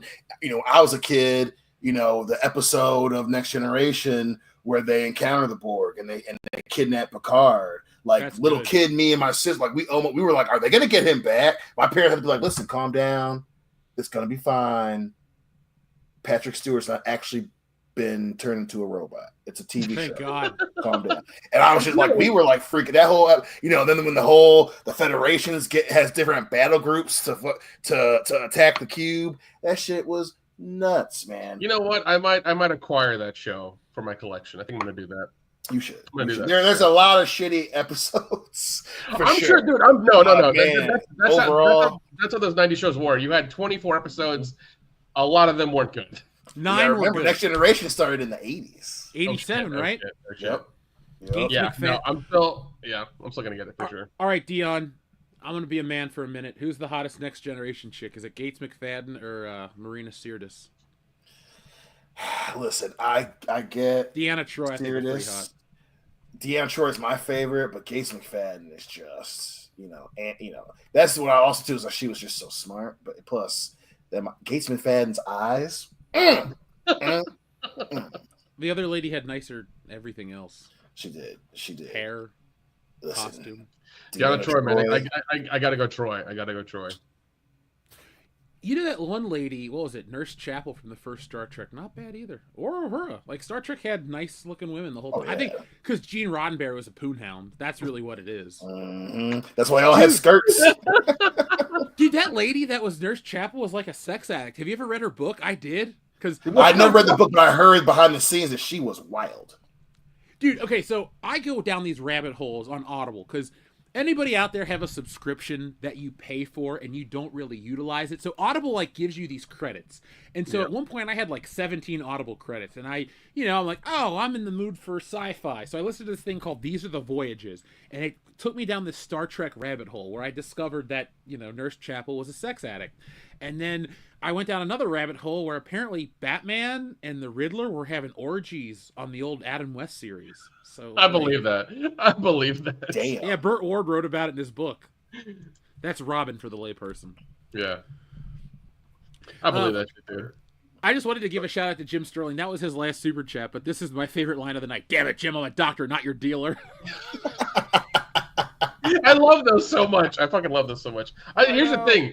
I can't get past the first season of the old Star Trek show. I should probably I don't know. It's one of those things. Like when you get to a certain point in the old Star Trek show, like the 3rd or 5th episode, I'm just like, I can't do this. It's too hokey almost. It's my favorite. It is very hokey. But I need to make an effort and get through it. I really do, because that show was. When I come visit you, I'm going to make you watch some good episodes of Star Trek. I will get them for my giant brick of a hard drive I have now. I was just saying, I'll log you into Paramount Plus. We can watch them in HD. Ooh, I could play You know how to rip from those services, right? Yes, sir, I do. Oh, dude, I'll just give you all my logins, and you could rip everything off of these services. And then Shit, I'll man, cancel make me a spreadsheet. I don't fucking care. I'll do it. Deal. We're talking about pirating on the air, folks. Call me Captain Jackson. listen. Shit's expensive. Who fucking cares? And what is that thing? I forget. This one guy said, if what is it? If buying isn't owning, then piracy isn't a problem or whatever. I forget what he says. The dude that created Minecraft. Yeah. If buying isn't owning, then piracy isn't stealing. That's what he said. Hey, there's a reason why they go after it so bad. Dana White has historically made himself a fool trying to going after streaming sites. So yeah, man, I agree with that. That's if buying ain't owning. You see that dude in Italy is getting arrested for buying a Game Boy that has a bunch of games preloaded on it? Yep. That's bullshit. Welcome to the future, man. They're gonna try to go really, really, really hard on it, and then obviously the funny part too is because Dana got caught doing this, the whole we caught somebody, they're gonna parade him around and act like they're taking a bite out of the high seas, but dude, welcome to the future. You guys want to charge us out the ass for everything, it's make something worth buying. We'll see. And here's the thing. I'm not in Landenberg right now, but when I'm there, luckily there's a video store down the road. I am more than happy to go pay them for five movies a week and go rip those off and then bring them back and keep doing it every week, because I will gladly fund them every week and rent those movies over and over again, so I just have them for my collection. I will gladly do that. No problem. Because I'm tired of paying for all this stuff. I really am. It's getting too high. It's too much. And if there's a show that everybody's talking about around the water cooler, I'll download it and then watch it in my own time, and then talk about it with my friends. I'm not going to just get a service for a month, pay $30 for a month of whatever fucking service I need, and then watch it. And they want to make it harder for us to quit these services. Yeah. What is it? The click the cancel rule got rejected by Congress recently because of some bullshit reason. It was so stupid.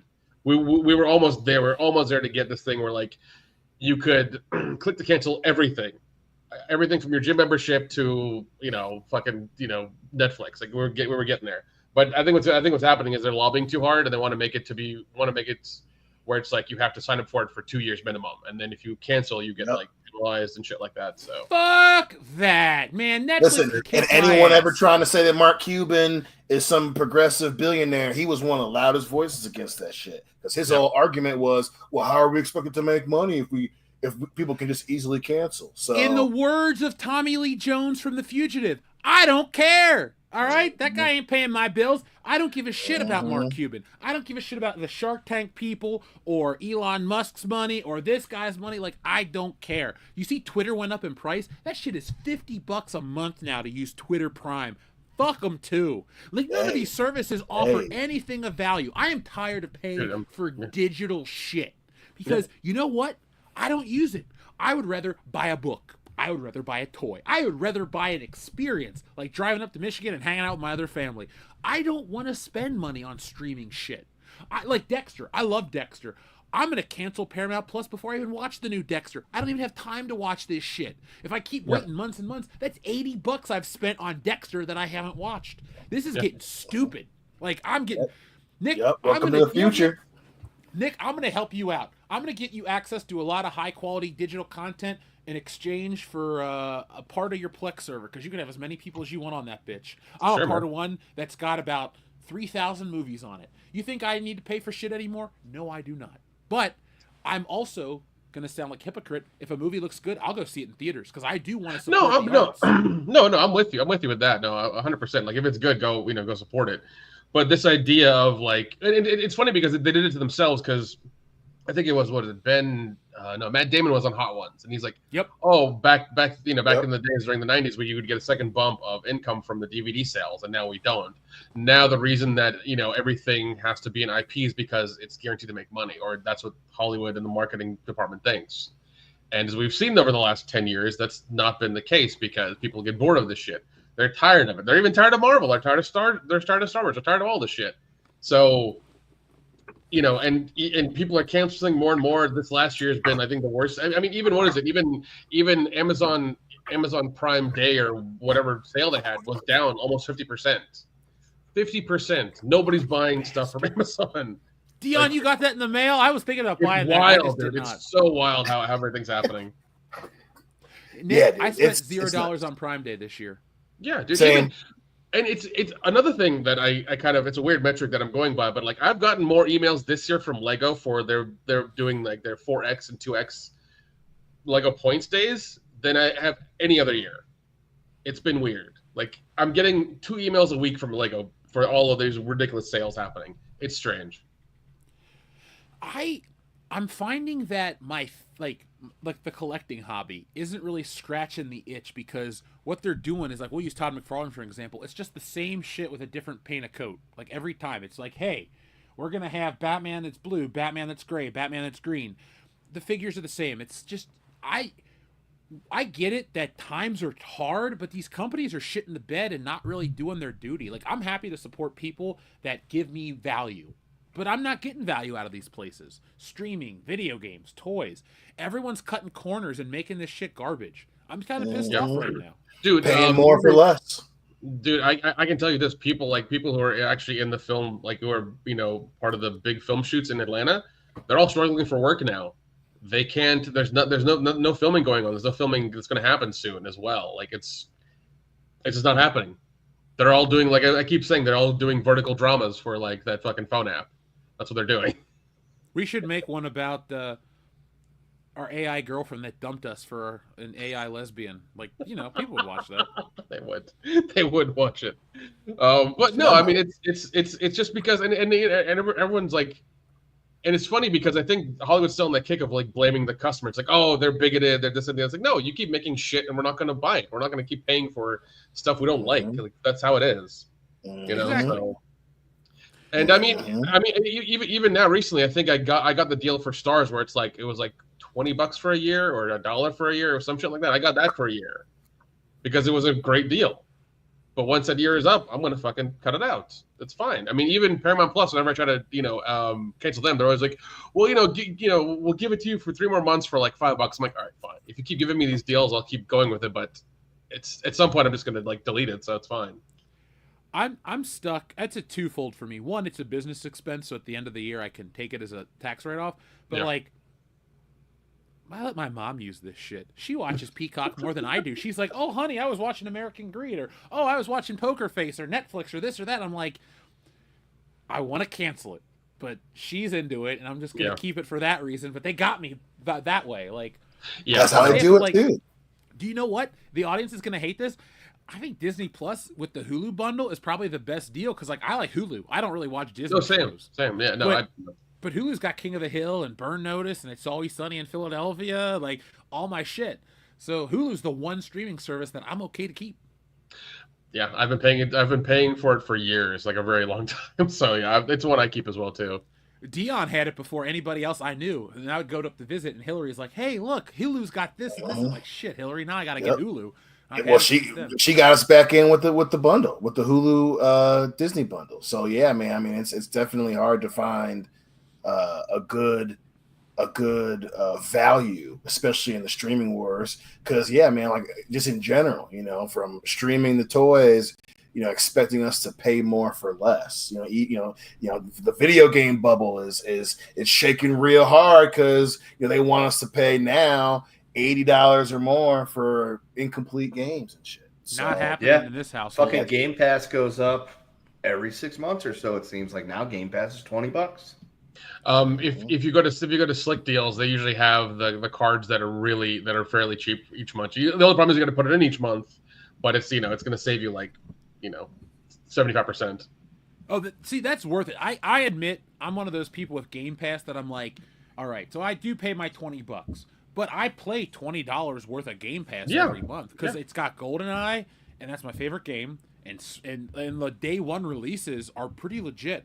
So it basically, I guess I paid, if you were to like piece out how much I paid like per the game versus per Game Pass, it's probably about even at this point. But I'm also willing to take chances, and I like to buy stuff that's like, oh, RoboCop. I waited till it was on sale for $6. I wasn't, dropping $80 on RoboCop. It's not that good of a game, but Game Pass let me try it, and now I own it.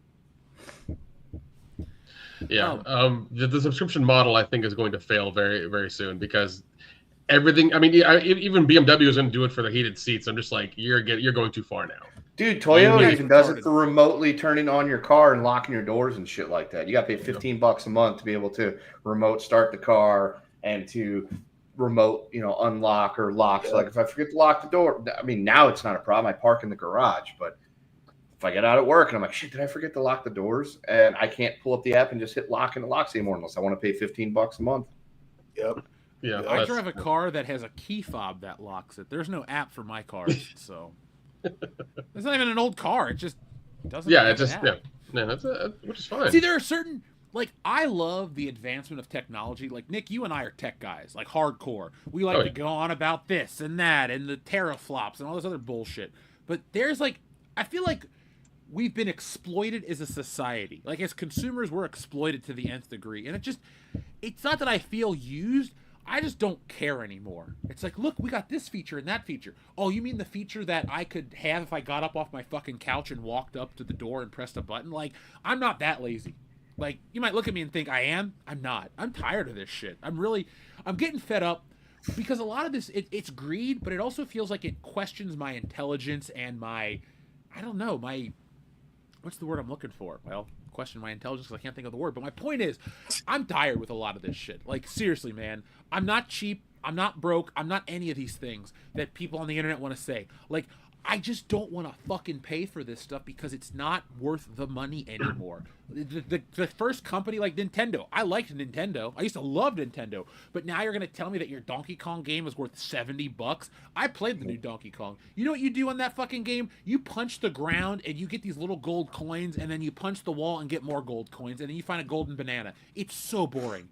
Like, it's not this 10 out of 10 that IGN's saying. Like, everybody just seems to shit the bed. It's like everything's low effort, maximum cost. And it pisses me off. Like, I will happily reward the first... Like, this isn't a plug for anybody. Like, the dude, Bobby, the guy that runs Valverse Toys, like, he puts effort into his toys. That dude is hustling, and I respect that. But you look at somebody like Hasbro, it's like, hey, this Wolverine figure has been released 10 times in the last year. We just changed the color of the brown slightly to make it look like the misprint copy of X-Men 237. And people are just like... Yeah, fuck you guys. I'm done. Like, I'm done with all this shit, man. I'm done with all of it. Yeah, it's... I think with tech stuff, it's something called planned obsolescence, where they have things only last a certain amount of time, and like once again, I fucking hate that. Where it's like that's why we get a new iPhone every fucking year. It's like I could give a shit less. I really could. I just don't care. The iPhone. I'll take that stance. This is a no iPhone family in this household right here. Dude, I'm getting rid of mine. Only no iPhone person in my family. Everybody else has an iPhone except me. I'm like, nope, I want an Android. I'm getting rid of mine, dude. It's fucking terrible. I can't say no Apple products because this is the iPad I draw all the comics on. The fucking Procreate and this shit is great for artwork. But it is. I cannot support I bought this in 2021. This shit was like way more expensive than I'm willing to admit on the air. But my point is, like, I can't support that company, man. They just give you the same old shit every year, it feels like. Yep.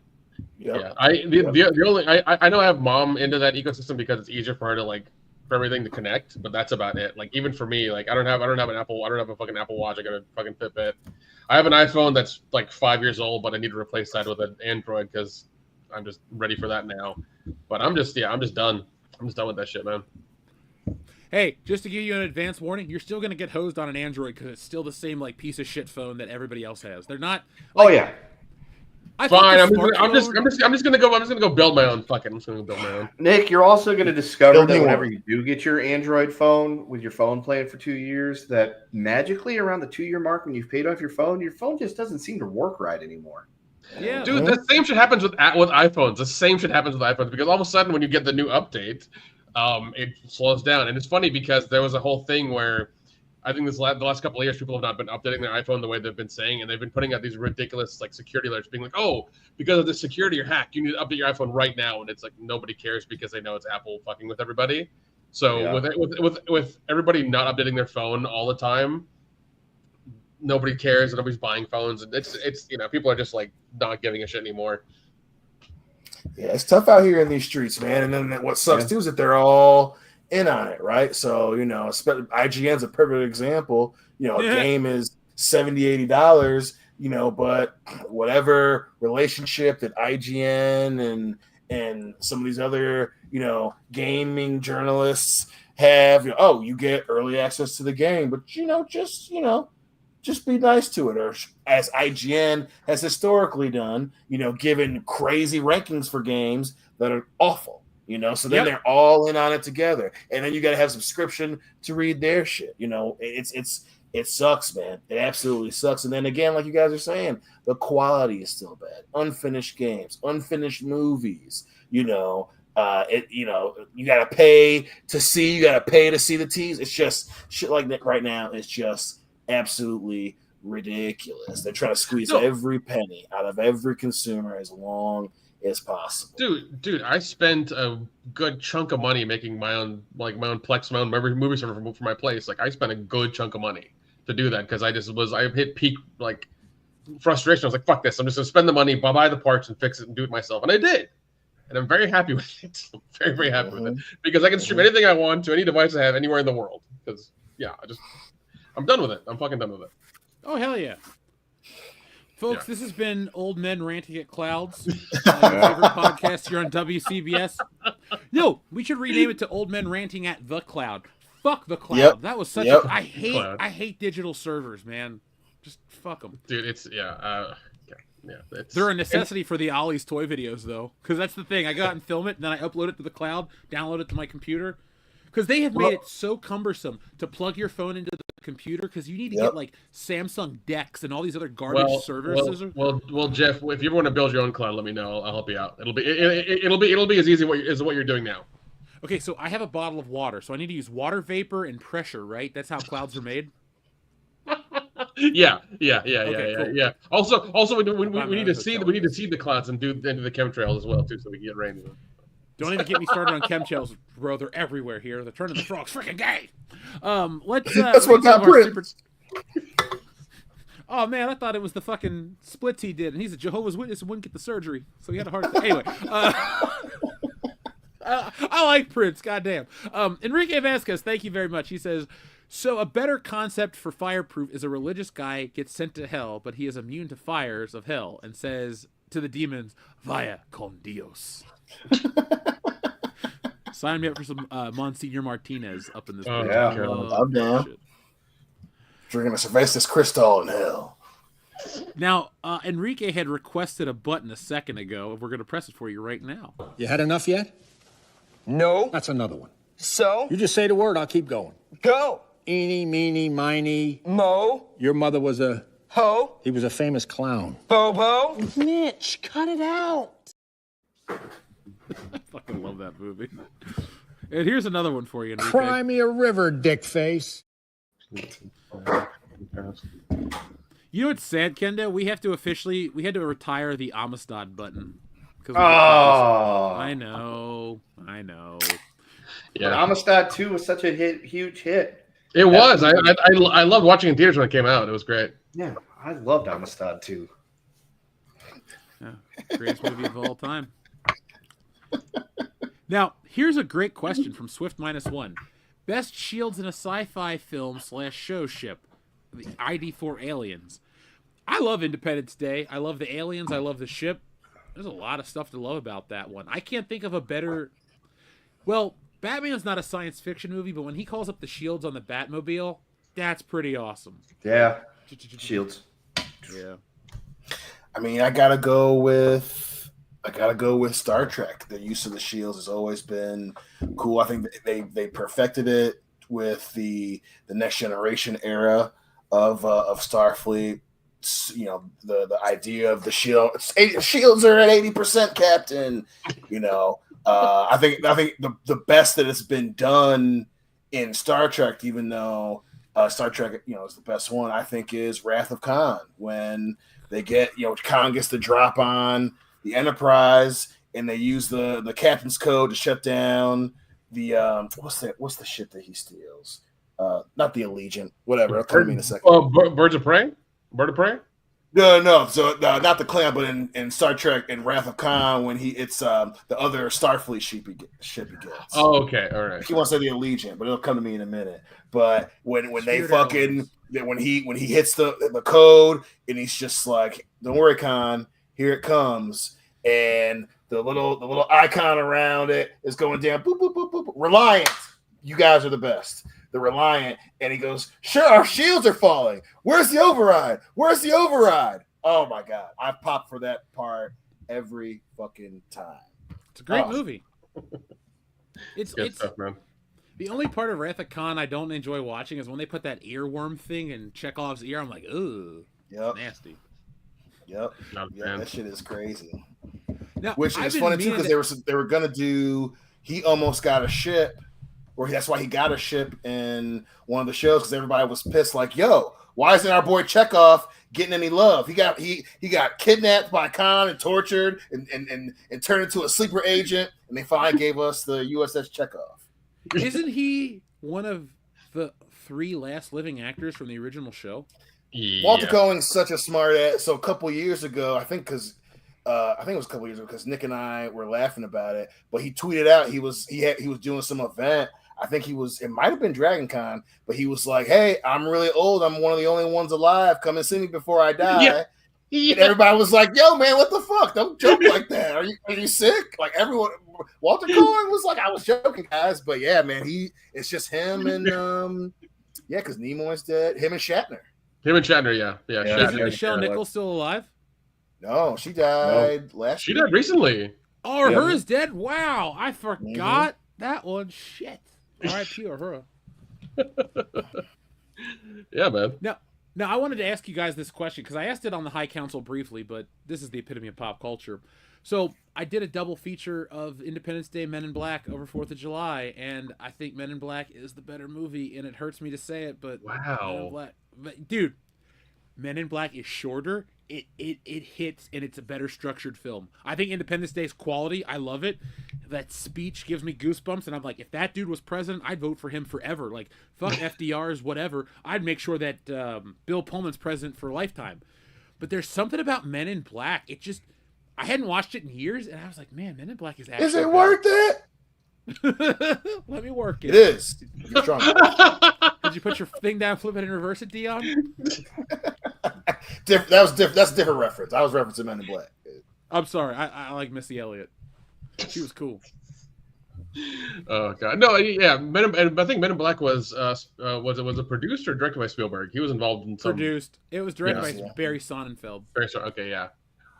And I mean, that movie's really fucking good too. The song kicks ass. I understand why, because they're trying to track down this fucking giant cockroach alien in a human suit in upstate New York. And dude, just from a story structure standpoint, like, I love Independence Day, but it is so long. Like, it is such a commitment to watch. Men in Black is like 99 minutes or some real short amount of time, and it hits like the first couple minutes. You get Kay's backstory, then you get Jay, then you get Edgar, and then it all ties together instantly, and it just goes. Like, I think Men in Black is Will Smith's best movie by a lot. Like, Bad Boys I'm not is mad great, at that at all. but Men in Black, dude, is just. I mean, Ali is still his best movie, pound for pound, but Men in Black. I haven't seen it. I'm sorry. It's Michael Mann, dude. What are we even talking about here, bro? Didn't R. Kelly do a song for that movie? Yeah, he did. That's and the only awesome. thing I remember about that fucking movie is R. Kelly's song. It was awesome. The greatest or whatever. Yep. I love that song, but just like everything with R. Kelly, I just look around before I touch the blare it. And then I just I have nothing but the utmost respect for Muhammad Ali and his legacy. So it's a great movie. It's a great movie, but I'm not mad at anyone that says that Men in Black is Will Smith's best movie, because it has so many good moments. Plus, the thing that I love about it that I could, I could give you the audience, and maybe it is better than Independence Day. It's because it made politics like a universal thing. Like them, when the dudes they contact the MIB, and there's like, listen, if you don't give us the universe, we're gonna destroy Earth. And then sorry at the end of it, it's just that makes me laugh every fucking time. If you don't turn over the galaxy, we'll destroy the planet. Sorry. It made politics, the dude running with his pregnant wife. It's just, God, dude, it's so many layers to Men in Black. It's so good. God, you're right. There is, there's a lot going on there in that movie. Yeah, I like it better than Independence Day, and I like Independence Day, so I'm good with that. 100% on board with Men in Black being the better movie. But Independence Day is a war movie. That's why it's longer, and also America saves the fucking world again. Again, 100% that's true, but yeah. Dude, the 4th of July will no longer be an American holiday, because I watched it again for the 4th We will of not July. go quietly into the night. We will not go down without a fight. We will go on. We will survive. Today is our... Dude, that movie's great. Like, I can't knock it. But, like, I got back from my 4th of July barbecue. This year was cool. I went to 2 of them, and I'm coming back. I had a couple beers. I'm feeling good. I'm like, shit, it's 9:45. I got to put on Independence Day. I got to get this one in before the day's over, the holiday. And I watched it. I just was like, boom, yes. I got that shit on 4K. I love that movie. Dude, yeah. But I think Jeff Goldblum's the best part of that over Will Smith. Like, I look at it like, that's a Jeff Goldblum movie. Will Smith is just there. Yeah, I'll give you that, because he's the one who figures out the code, who's trying to get people out of there, and is trying to. He also sobers up in record time too, because he does. He really does. Completely sloshed, and just after a really quick speech from Judd Hirsch before he has to get back out to the cab, he somehow sobers up. Back out to the cab. The virus. Is it record time? I thought Doc Brown in Back to the Future Part 3 with that wake-up juice was more, effective in a shorter amount of time. Well, there was a big reaction, but he still had to be, woken up once his head was in the trough and everything, So there was that. Yeah. Too. Plus, it's implied that it's told to us that Doc Brown only had the one drink, whereas it's implied that Jeff Goldblum had drank most of that bottle. Yeah. Plus, that argument he has with his ex-wife is pretty good, where she's just like, didn't you want to be a part of something? And he goes, I was a part. I was. That part, I'm like, that's hokey. Roman Emmerich, you know what I'm saying? He's a weird dude. But every time he goes, I was a part of something, I was like, damn, my man's hurting for a squirting. So I feel like Independence Day is one of those movies where like critics like to shit on it because they find it hokey, but your like average everyday person watches it and they're like, there's a lot of good in Independence Day. Like, I relate to all these characters. Dude, especially when they have the Area 51 thing. I was like, what? Like, as a kid, I was like, what the fuck is going on? They're going there? Like, it was so... And that whole scene is so wild, because, like, they bring the alien in, they do the surgery on it, it grabs the dude, and, like, it speaks to... It's Data! It's Data. It's fucking Data. It's fucking Data. Yeah, exactly. And he speaks to the president, like, telepathy, and the president's like, oh, I saw it doing the thing. They're like locusts. They take over all the natural resources. He's like, and it's a badass part where he's just like, is that glass bulletproof? And my man Baldwin goes, no, sir. And Jane Cobb shoots him up. Yeah, man. That shit was awesome. And you also forgot another great line when Will Smith's dragging that alien. He's talking about dragging his stinky ass through the desert. What and is he meets that the smell? caravan. Yeah, and he meets that caravan of people. He goes, I know where we're going. There's a base right over here. Like, there's nothing on this map. It's there. Yeah. Yep. Trust me, it's there. You have a pass, sir? You want to see my pass? Come here for a minute. Yeah. I mean, welcome to Earth is a great line. Welcome to Earth is a good line, because he punches the goddamn thing in the head as it's trying to get out. Not only that, it's implied that because they show that those are organic suits. Will Smith hit so hard that he knocked out an alien in a techno suit. Yep. Out with one punch, out cold. And almost. That's how he got the role for Ali. They're like, oh shit, not that alien through his suit. He could play Muhammad Ali. Man, Yeah, that hook was just world class hook, Will Smith. I also love the fact that he couldn't become an astronaut is because he's married or has relations with a stripper. Like that's mentioned in dialogue. It's mentioned in fucking dialogue. They won't let you fly a ship if you're married to a stripper. NASA will not give you. NASA will not put you on the special because you're banging a hooker. I thought it was because he was friends with Harry Connick Jr. Like I wouldn't. That might. I got you, Big Daddy. Dude, when I'm inebriated, sometimes I hear his voice go something, Big Daddy. I'm like, fuck you, Harry Connick Jr. That's like that drunk recall shit. I hate Harry Connick Jr.'s character. Well, no, when he dies, I'm like, yeah, blow up, bitch. He says the whole thing about him marrying or like being with the stripper, and he doesn't go to NASA when like he gets a letter in his like this little fucking locker or whatever, and it's just hilarious. Like that's something that's happened, and also the fact that she says this to like what is it? The president's wife is like, yeah, I'm an exotic dancer. I'm cool with it because I get to my kid's taken care of. I'm like, okay. That was great. She goes, I'm a dancer. What kind? Ballet? Yeah, ballet. Yeah. I love that part too. So a stripper. She's a literal stripper with a heart of gold that saves. She really is. Yeah. And the dog survives. And the dog, I love that the dog's just standing as everyone's running, and just I remember, because obviously, we grew up with the movie too, but every time the dog is in slow motion, and he just fucking jumps in the wall. Like my sister and Diane and I, but Boomer, we just bust out like the most dramatic dog run scene ever in film as an Independence Day. Like Boomer, he's like, and just like running all slow, jumping off the car and shit. Like if they kill a fucking dog, I will never forgive Roland Emmerich. Yeah. If you want to watch Harry Connick Jr. and appreciate him even more in a role, he does play a pilot, but he's a tail gunner on a B-17. Watch Memphis Belle. John Lithgow's in the movie. You got Matthew Modine, Tate Donovan, there's a lot of really good guys in that movie. You'll appreciate it. It's a fun movie. Fucking Sean Astin's in the movie, and they stick him in the ball turret because he's the smallest person, and unfortunately, that was their job back then. Hey, you're really small. We're going to stick you in this little ball turret. Hopefully, it doesn't fall off the plane. It's a great movie, and we win. Don't we always? Typically. That was a long tangent. Thank you, though. Yeah, we're just going everywhere tonight. Hey, we're world class. We're enjoying it. John Thomas, thank you very much for your super chat. He says, my washed iPod was unrepairable. Found a used one for $250. I have 80 gigs, 5,300 plus songs. Ordered 3 old Heart CDs. Physical media is king. Canceled YouTube music. Oh, nice. Physical media is the shit. There is. I know on Etsy there's a whole thing now. People like you can get your own customizable like iPod now with like Bluetooth.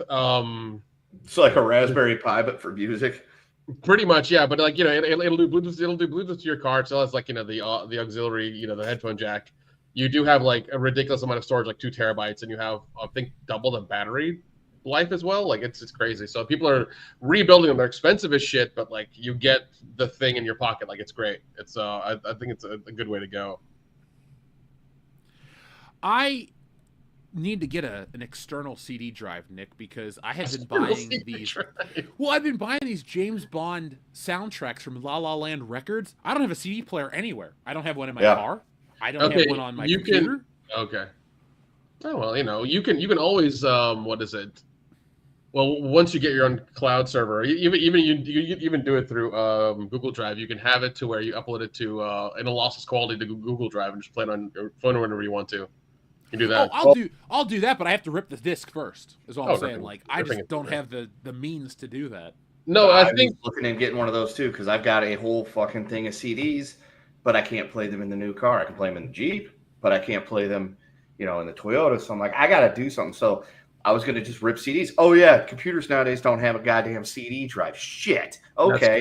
That's true. So now I'm like, I got to get a CD. And now I'm going to go and buy a big fuck clobbering, not in the size because they're really small, terabyte something or another. And that'll be like, the master of everything. It's where all the music and movies and pictures and everything's going to have to go into the, thing. Yeah, like I said, if you guys need help building your own cloud servers, give me a call. I'll help you out. That's fine. And right here, man, water vapor. Yeah. Get the fuck out of here, dude. Get the fuck out of here. Okay, see you guys. Well, shit. I'll come back. John, thank you very much. I'm sorry to hear about your stuff, though. I had a cell phone that I really liked that my mom washed and dried when I was in high school. I accidentally, I actually sold my old iPod. I think that was the last generation of the iPod. I sold it. How do you accidentally sell something? Well, no, I'm sorry, I didn't. Yeah, that's a good question. I sold it to somebody. I was like, oh, I have Spotify, and I was like, I don't need it now, but like I missed the old iPod, so I should have sold it to my friend. Why? So you could steal it back from him? Yeah. Exactly. Yeah, somebody he stole my iPod. Oh, yeah. Hey, check out my iPod. Yeah. Oh, I would never show it to him if I'd done that. I would have never shown it to him. Now, in a second, we're going to talk about something a little topical because I just wanted to hear your opinion on like the worst happenstance in history. But thank you, John. Our friend Xavier God also says, have you guys seen the new Mortal Kombat trailer? I fully intended to watch that before the show, and I completely forgot because I've been working on the book. Did you guys watch it yet? I saw it. I did. Yeah. How is it? Johnny Cage's movie. It looks really fucking good. Yep, Carl Urban and Johnny Cage, so it's pretty much him. We see some cool new Cybot makes an appearance. Oh, shit, really? Yep. Bakar's going to be in it. Jade, Kitana, and they're really playing down the Cole dude. I didn't see him in the trailer, so get rid of that punk ass. Yep, that's what it seems like. And it's funny too because now, of course, since the trailer dropped, everyone's certain that they're going to do to Cole what they did to Johnny Cage and Annihilation, which I'm hoping is true. Oh, dude, Shao Kahn's just going to snap his neck. Yep, I hope so. So my complaint, he was my complaint with the last year's Mortal, or not last year. What? Has it been 4 years since that last one came out? It's been a long time. Yeah, it's been a few years. 2001. Damn. Where has the time gone? I am a sucker for the original Mortal Kombat. Combat commences summer '95. I was there. I loved it. I own it on disc. If it was a 4K release, I'd own it already. But I was expecting more with Mortal Kombat from 2021, and it just did not deliver. I hope that this one gives you a tournament. It gets the characters right. Because Mortal Kombat, it's like, it's not on its last legs, but they shit the bed with Mortal Kombat 1. And it's quickly becoming irrelevant because the Warner Brothers games and the people who own the rights to it don't really deliver. So I hope this movie can capture the spirit of Mortal Kombat because it's always been over the top, balls to the wall, bloody, funny, stupid, sexy, like you name it. Mortal Kombat's been it. And so I hope this next movie can capture some of that and then kind of wipe the floor with the upcoming Street Fighter movie because based on the casting choices, that just sounds horrible. Like Cody Rhodes as Guile. It sounds like a parody. But also, like, yeah, I watched the trailer for the new Mortal Kombat. It's definitely different from the first one we saw. That was really just like it was fucking terrible. This one looks way more violent, and there's a lot more fights. There's a lot more stuff going on as opposed to the first one we saw, which was just like, I don't know. It just fucking sucked. This one looks a lot better. My request for a Mortal Kombat movie is that, but also let somebody win that's not just Liu Kang. Could we please? Because that's the beauty of the Mortal Kombat game. You could pick any of those characters and win the fucking tournament. So give us a tournament and give us a non-Liu Kang-ish winner. You know, let Scorpion win, or Raiden gets in and decides he has to win because Liu Kang gets killed and now Johnny Cage is down. So Raiden, I got to save Earth. I got to go fight. You know, give me something like that. It would be better. See Johnny Cage win. Yeah. Well, I mean, listen, my whole thing was, you know, that's what was so funny about the 2021 version was that it was very clearly trying to market itself as Mortal Kombat proper while not being it. Like, I like some of the fight scenes, especially I really like the Scorpion Bihan Sub-Zero fight scene. But like creating a new character because you don't want to have to pay, you know, to advertise if you use a proper character, and trying to change the story just enough for this.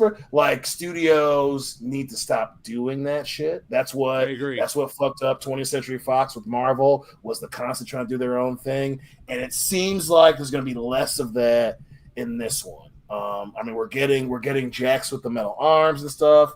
So I think it will be really cool to see what they do with the new Cybot Bihan thing.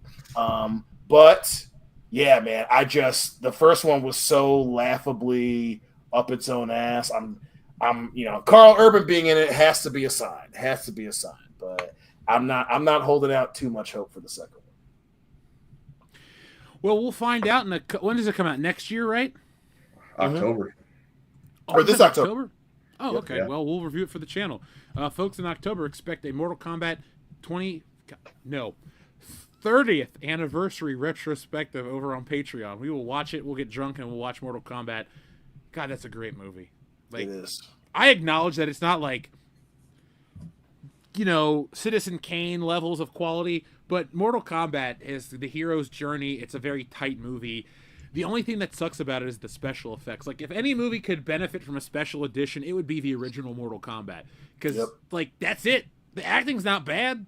Like, the fighting's great at the end, especially Robin Shao. That dude put his heart and soul into that movie. He was good. Yeah. Oh, yeah. Yeah, man. Their version of Scorpion and Sub-Zero was, I enjoyed it. I'm obviously... Annihilation was not what any of us thought was going to happen, but that first one is top to bottom. Did you realize that the guy who plays Sub-Zero is the doctor from the WWF who always checks on Mick Foley? No. What the fuck? Seriously, like the guy, go back and either watch the Hell in a Cell match with The Undertaker or the match with The Rock, the I Quit match. Yeah. There's this like little skinny guy who comes out to check on Mick Foley. That's Sub-Zero for Mortal Kombat. Same dude. Holy shit, I did not know that. Yeah, his name's escaped me, but that's him. Damn, that's cool, man. That's so. And cool. I do love in that movie when Kano's like, "Sonya, come on, give me a break." Okay, and then just snaps his neck. Yep. Yep. That Veronica Vaughn is one hot piece of ace. Want to touch the hiney? I can't believe that fucking Happy Gilmore 2 comes out next week, folks. Oh God. It ain't looking good. I'll give it a shot. It's only Netflix. Yeah. I'm never gonna watch it, but I am scared to watch it. Shooter McGavin was at the fights the other night. Yep. They had the guys. They had the guys with their shirts off that had Happy Rules behind him, so it was great. Like they like Christopher McDonald was playing along. They're watching chicks wail on each other. And here's a picture of two people that got outed for being at a Coldplay concert. I just heard about that. What is going on with that? I keep seeing that picture. What's going on with that? The apparent hilarity is what's going on. Dude, it's the funniest story because these two people are married. Got caught. Yeah, they're both married to other people, and they both got caught fooling around at a Coldplay concert of all fucking places. Yep. Let's see. The apparent wife of tech tycoon exposed for having an affair with a coworker on a Jumbotron at a Coldplay concert ranked in support online Thursday, with fans cheering her decision to delete her married name. Okay, I don't care about this shit. But long story short, these two people aren't married. They're married to other people. They got caught fucking around at a Coldplay show. So That's what everybody's going on about. So, and they were doing like the audience thing, and it's what's his name, the lead singer of Coldplay. Chris Martin. They put it on the couple, and so when they see themselves on the Jumbotron, they're all hugged up and everything. He ducks down, she does like that, and fucking what's his name goes, yeah, they're definitely having an affair. And like everyone goes crazy. Yep. Oh my gosh. It's wild. Yeah, dude. Yep. Yeah. But you know what? Coldplay trended on Twitter for the first time in a very long time because of this. So, got Coldplay some notoriety, that young up-and-coming band. Up-and-coming band. Dude, I gotta get away from Gwyneth. Oh my God, I remember people making fun of Coldplay as soon as they came out. Like, they were just making fun of them immediately. Well, don't you remember the 40-year-old virgin? You know how I know you're gay? You listen to Coldplay. Coldplay, yeah. Which Paul Rudd and Seth Rogen apologizing for that pissed me off. I'm like, dude, like, just let him live with it. I fucking hate Seth Rogen. God damn it. His face, his laugh, all of it. I just hate all of him. Just yeah, welcome to the club, buddy. I love Seth Rogen, but he's just become such a pussy now, man. He was always a liked pussy. him back in the 2000s. Yeah. He was. What happened to you, Rogan? You were beautiful. You used to be beautiful. I don't know. he got up his own ass and threw his best friend under the bus. Well, I mean, Franco? Listen, I mean, he was being. I'm not saying that he should have like stuck up for her. I'm just being like, Yeah. Again, Like that's not cool. You knew it was going. You knew it was going on. Right. You guys were best friends, right? Right. Yeah, you probably maybe not have condoned it, but you knew it was happening, and then you turn around and go, I had no idea. Please don't look my direction. He's the creep. Right. I don't talk to him now, but because you guys told me, not because I knew about any of this ahead of time. But you guys told me now, and I realize it now, and he and I don't talk. You sure about that, Seth? Way to cover your own ass. That's all it was, man. Yeah, he's covering his own ass now. He doesn't give a shit about anybody. So, does anyone give a shit about Seth Rogen though in the chat? Let us know if you care. Let's see. Michael says Pineapple Express ruined Seth Rogen for me. John Thomas says he was never funny. There's a lot I liked back in the day. Like I hate the movie Knocked Up, but when I'd watch that, I'd be like, I could hang out with Seth Rogen's character. He seems cool. Yeah. Somebody said the show he's in the studio is totally stupid, but I watched it. I've heard the Apple Show studio is just what is it, Entourage, but like a little bit more modern. That's what I keep hearing. But Entourage is a good fucking show. If you've never seen that, go watch it. It's a damn good show. I have not, but I know they do Aquaman the movie in that. They do. They predict that shit. But I mean, it's funny because it's right before California gets legal weed. It's the weirdest thing to see that happen in that show. That's the only way I could survive living in California. Yeah, trust me, I understand that. But just these like four friends trying to make it, and they're trying to do their own thing, trying to help their friend, and all the bullshit they go through. I really enjoyed it. It was a really fun show, especially Ari Gold. Like I fucking love that character so much. Dude, Entourage, they waited too long to do the damn movie. They did, but I mean, it was a good movie. It just felt like a really long episode of the show. I thought it was great, but it was really well done. But I think all of it is on HBO Max. I want to say it's on HBO Max. It's got to be an HBO show. Yeah. Plus, Turtle gets with Ronda Rousey, so that's why he's my boy. Are you jealous or happy? Dude, the girls he gets are really hot. Like it's really just like, damn, dude, what are you? Yeah, all the way from fat turtle to skinny turtle. Yeah, because he gets the chick, he gets the fucking Soprano's daughter. He gets her for a bit. Mm-hmm. Then he gets Sigler. He gets the Brazilian chick who's helping him with the tequila. Yep. Then he gets Ronda Rousey. In love with him. Yeah. So yeah, he's getting some. It's funny because that guy actually has a sandwich shop in California called Fat Sal's. It's really good. Wait, that was his? Yeah, that's his. Yeah. Oh, dude, that place was awesome. We went there. Yeah, we did. We got a shit face and went with your cousin. That was a good night. It was good, man. Now I miss but that's a sandwich place. Yeah. It was tasty. Before we talk about our next subject, Enrique Vesca says, Kendo, which is better, Independence Day or Saving Private Ryan? Saving Private Ryan. Far better movie. I mean, you're also comparing two very different movies, so it's kind of hard to which one's the better war movie. But Saving Private Ryan is, to me, the better movie. So yeah, I'll go with that one. What beat it at the Oscars again, Kendo? Shakespeare in Love. Yep. Yes. That's so crazy. Fucking travesty. It's still crazy to me. Fucking travesty. Oh my god. So we're going to talk about one thing before we talk about Dion's favorite subject, Thick White Lady with Jennifer Love Hewitt, to close out the show. But now, follow me for a second. I'm going to read you guys something, and we're probably going to laugh at this. But have you heard about the controversy surrounding the Legend of Zelda casting? No. Which one? The latest? The newest. Like these people on screen right here. Yeah, that's our Zelda and Link. Yeah.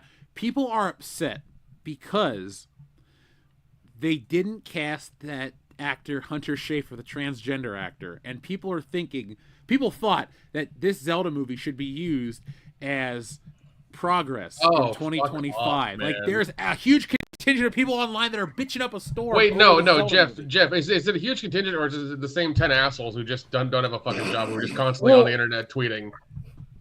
I don't know. So my thing is this.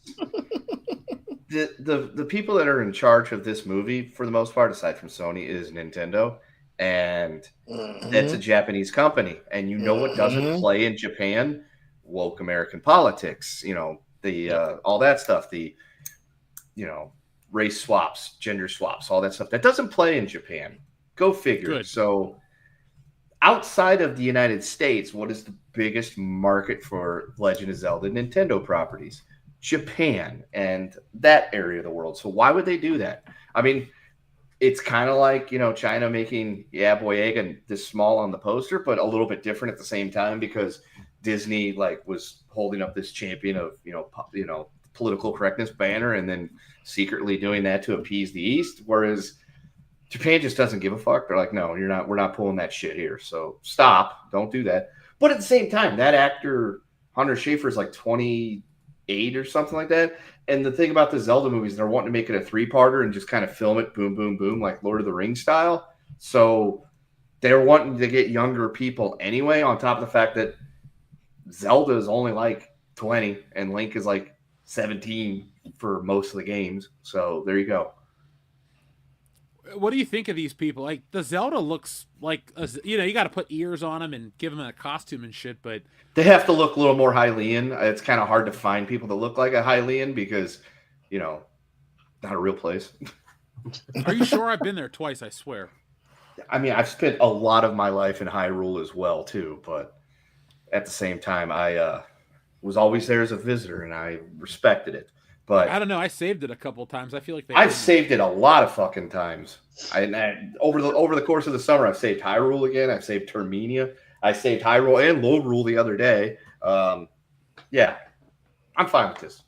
I don't want the movie. Yeah. I've never wanted a live action Zelda movie, but go.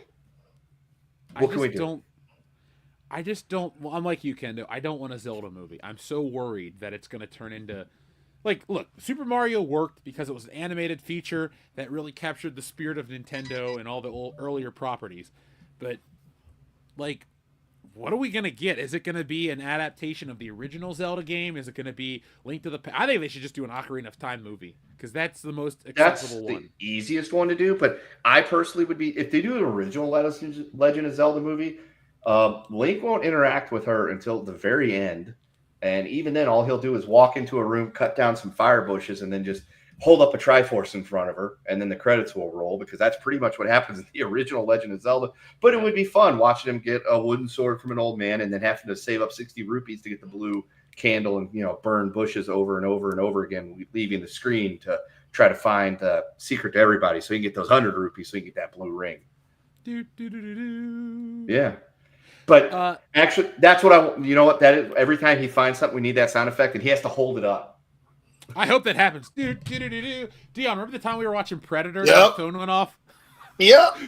So, folks, for context, we're watching Predator, and it's the scene where the Predator rips Billy's spine out, and he holds up the head. And my phone goes, and we just fucking lost it. I couldn't have timed it better. Oh, my God. Perfect timing. A legend in the annals of our friendship. Schwarzenegger Saturday, man. That was a great day. Yep. But yeah, I'll mark out if they do that. Like if he finds something and fucking holds it up in the air, I'll be like, that's awesome. Way to go. You've already won, Zelda movie. What if the joke's on us and they're adapting the cartoon? Excuse me, princess. Yikes. That would be I know, right? Awful. There is a rumor that they're going to be making it Wind Waker, which... Fuck that. I don't want a little pirate boy. Well, Link's not a little pirate boy. Zelda's technically the pirate in that movie, in that game, but that's because she's, being hidden from, Ganon. Sorry, I'm just laughing at the chat right now. I don't want I don't want this one, Wind Waker. I didn't like Wind Waker 22 years ago when it came out. I don't like it now. It's like Majora's Mask. I don't think it's that good. Oh, come on. Majora's Mask is great. It is criminally shit on by people that just can't manage time.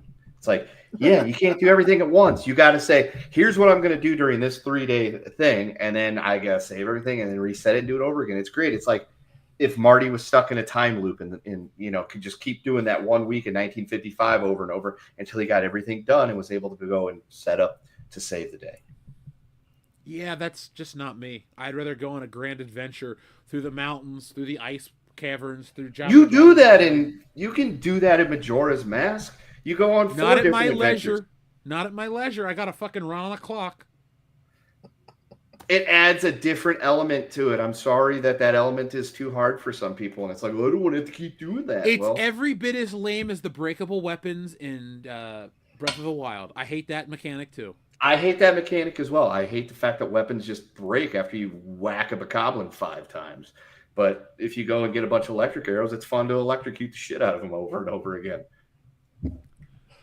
Seriously, get drunk and just go electrocuting bokoblins. The way they scream while they're being electrocuted will make you piss yourself. Okay, well, I know what I'm going to do on my Saturday now. Go to CC's Pizza and then play Zelda for hours. It's the most Midwestern thing I can do. Let's see. People who don't like Majora's Mask also don't like the time mechanic in Dead Rising. You know what I don't like about Dead Rising is the damn I gotta go save in the bathroom. I thought Dead Rising was gonna be like the greatest game ever, and then it just wasn't. I was disappointed in that. It's all right. I like it a lot, but yeah, it definitely was 2 for sure. I do like the time part in 2 is very annoying. I just looked up where to get all the medicines. I remember that's why I bought an Xbox 360. I was so excited. I was like, "Oh my god, this game looks like the greatest thing ever." And it was fine. I want to get the remake. So, Dion, let's talk about your favorite thing before we close out tonight's show. Thick white ladies. Yes, I love them too. I don't want to act like it's your thing. It's my thing too. But anyway, Jennifer Love Hewitt's back in the news because there's a remake of I Know What You Did Last Summer. And I'll speak for me. I think somewhere in our archives there is a commentary for I Know What You Did Last Summer or I Still Know What You Did Last Summer where I passed out because I hate those movies. But I Know What You Did Last Summer is getting a reimagining, remake, sequel with the original cast that didn't die. I don't know how it works and I don't give a shit. But everyone's going on about Jennifer Love Hewitt, praising her and her new look. I think she looks great. I have nothing bad to say about it. I just wanted to hear what you had to say about it, Dion. I mean, I'm super excited, mainly because, I love me some Jennifer Love Hewitt, you know what I mean? For those reasons that you just wonderfully mentioned. And yes, I am probably going to end up going to see this movie because Hillary's super excited. So we're going to go see it. And because my boy Freddie Prinze is in it too. But man, Jamoke? I like aspects about, I like that. I like that he loves that he was in shitty teen movies, even though so many of them were shitty. All of them. Yeah. What name a good Freddie Prinze Jr. movie? Star Commander. Star Commander. Thank you. And, and he knows, and he got to hang out with Matthew Lillard. That's awesome. Fair. Yeah, dude, they did a lot of movies together for a while. They did a lot of movies together, dude. That shit was crazy. And it is hilarious that all of his movies are terrible. And he's cool with it. And, he married Buffy. And, and Randy Orton kicked him in the head. Or no, gave him the backbreaker. Which I love that. Dude, Randy Orton should have kicked him in the head Vince McMahon style. I want you to kick me, you son of a bitch. Do it for real. Son of a bitch. Yeah, but no, Jennifer Love Huge Tits was looking good on the red carpet, man. She is fine. She's still fine. Dude, Yahoo wrote an article about people are body shaming her. What they idiot were is body shaming her? No. It was a bunch of like fucking alpha bros on the internet who were just like, oh, she's fat. She should like lose weight. I'm like, she's older now. She's had like 2 kids. Like, give her a fucking break. She looks better now than she did in the 90s. I like her more.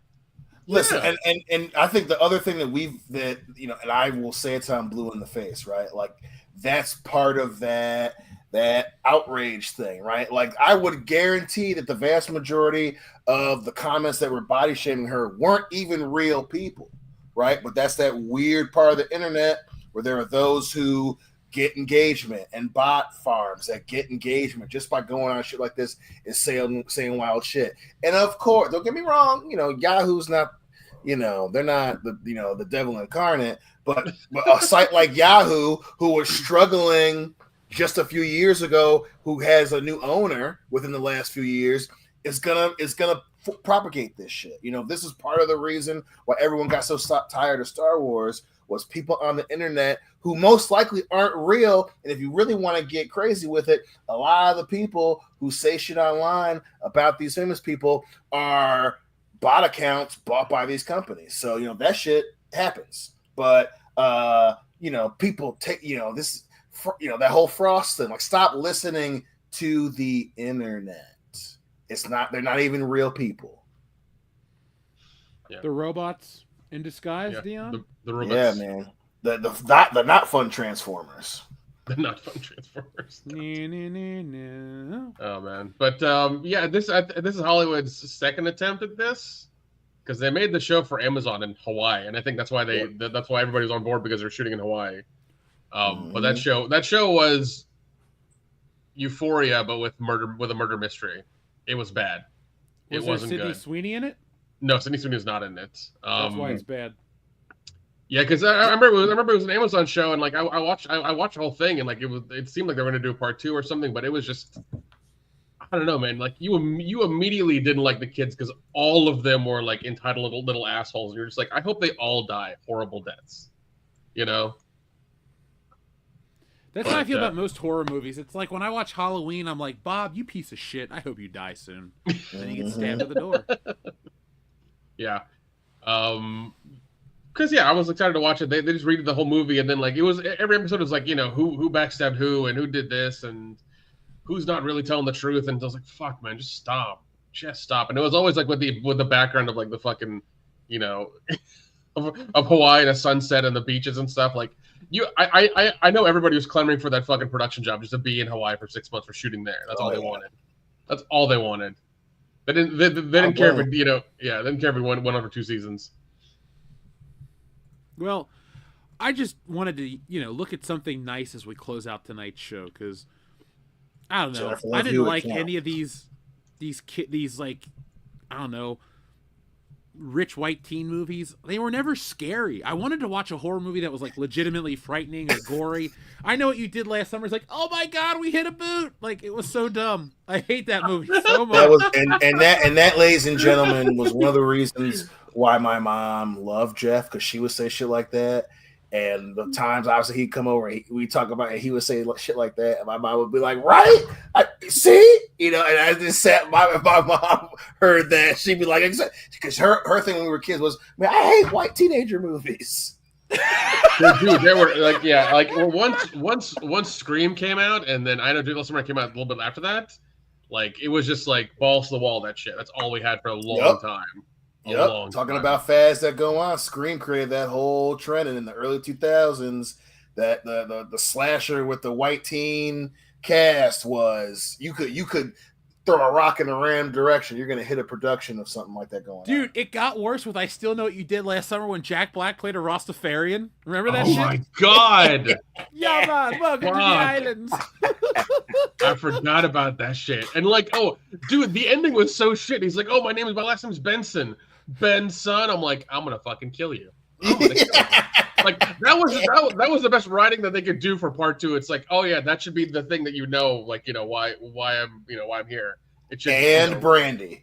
Yeah, fucking Brandy. Oh god. Has she ever made anything better? She did a movie recently with Glenn Close that was like, you know, not very good. Oh yeah, she's not a good actress. Speaking of new movies, I watched that movie Drop, the one about the. Oh, how was that? It was good until the ending, and the ending was so terrible that it made me go, this movie's kind of shit. Like, have you ever watched a movie that tied everything together so quickly? You're like, how the fuck does this happen? Like, this chick goes on a date in downtown of some city, and like within like 3 minutes, she makes it from the 40th floor of a building to her car to her house to save her kid. Like, it was so badly done that I went, oh, okay, like that. Okay, yeah. Yeah, it was hokier than shit, man. Like, there's chunks of corn in that crap. Yeah, when it's unrealistic like that, you're like, all right, come on, you guys can do a little bit better. Just a little bit better. That's the thing. Like, it started out so strong, and it was so artistic. It had great credits. The way they would introduce the characters was very atmospheric. The acting was good. Everything was good, but it just... It fell apart so hard, dude. I have never watched a movie. It was like a House of Cards. No Kevin. Damn, man. John Thomas has a question. What parody movie was it that they referred to her as Jennifer Love Huge Tits? Scary Movie. Yeah. Anna Faris is talking about it. And somebody like Jennifer Love Huge Tits. Huge tits, yeah. Yep. That's a good one. I think Scary Movie's better than Scream. I know that's in the minority, but I'd rather watch that. I definitely wouldn't say that. Scary Movie's underrated, but like especially because it was just in our flashback cinema and we took the boys to go see it, and I'm just like, God damn, this movie is still the first one is still the best one. It is still so dude. Good. When Carmen Electra gets stabbed and he pulls out the breast implant, he's like, oh my god. When that movie was new 25 years ago. Ouch. That was like the funniest thing I had ever seen. I remember getting that for Christmas in the year 2000 on DVD. I was so excited. Dude, oh my god. When he's throwing the dishes, she's throwing the dishes at him and he does the Matrix, the bend back. Dude, my favorite part is when he's chasing after her and he's going up the stairs and she throws a piano at him. He's like, and it hits the grandma. Hi, honey. Splat. You know what? That Scary Movie showed all of those funny things in the trailer before we had to go watch it. That was the first time that, like, I think, that's happened and people still like. I mean, luckily people still liked it, but it was one of those things where like everything they showed was in the trailer, all the funny parts. Yeah, but it was also the year 2000, so we were simpler back then. Mm-hmm. Speaking of 2000s and parodies, there's one with Tiffany Amber Thiessen and Tom Arnold called Shriek. If You Know What I Did Last Friday the 13th. I've seen that one. Wow. It's not great. Yeah, it's not great. It really isn't. But it's like it's very much like a straight to DVD like fucking horror parody. Like Coolio's in it. Damn. He's no more. He ceases to be. That is true. That is true. R.I.P. He's spending most of his life living in a gangster's paradise. Mm-hmm. Just want to eat his red beans and rice. Yeah. We're all bleeding Mennonites living in an Amish paradise. They churn butter once or twice. All right, guys. Let's check in with the audience, see if there's anything we need to address before we put this fun episode to bed. Let's see. Lots of Coke talk. I agree. Blood Terror. Scary Movie 1 is great. Dead Internet Theory. Laden Swallow. I get into the Dead Internet Theory far too often. That is like a rabbit hole I travel down. That's a fun one that you get into. You know what's funny is we're broadcasting to about 300 dead internet people. Like Dr. Coffinails is no longer alive. He's just a robot. Jeez. That's sad. It's a nice robot. I believed it. Yeah. We had a steak I've met dinner him with him before. Yeah. He's real to me, goddammit.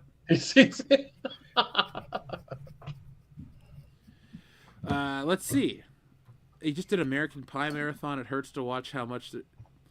Oh, dude, American Pie. We watched that for Patreon last year. That movie. We watched it a few months ago, dude. No, that was last year. Was it last year? Was it for 25th anniversary? Time flies, getting old, old man. I know it does.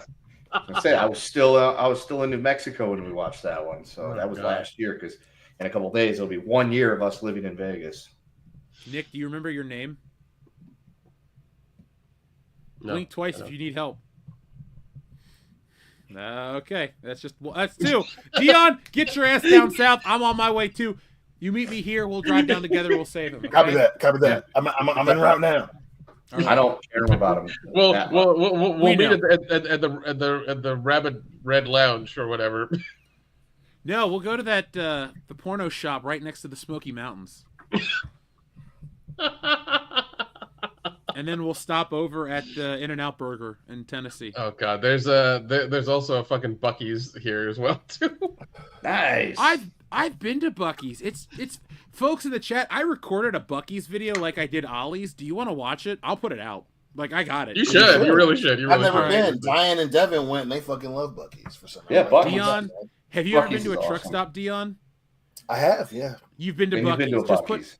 Just put a fucking a pork sandwich and like a big bathroom that's really clean. That's about it. Yeah, I mean, okay. I love Buc-ee's, but I'll be one of the first ones to say that Buc-ee's is, I guess, overrated because everybody acts like it's like this like holy, wonderful, awesome. You have to live their place, and that's true.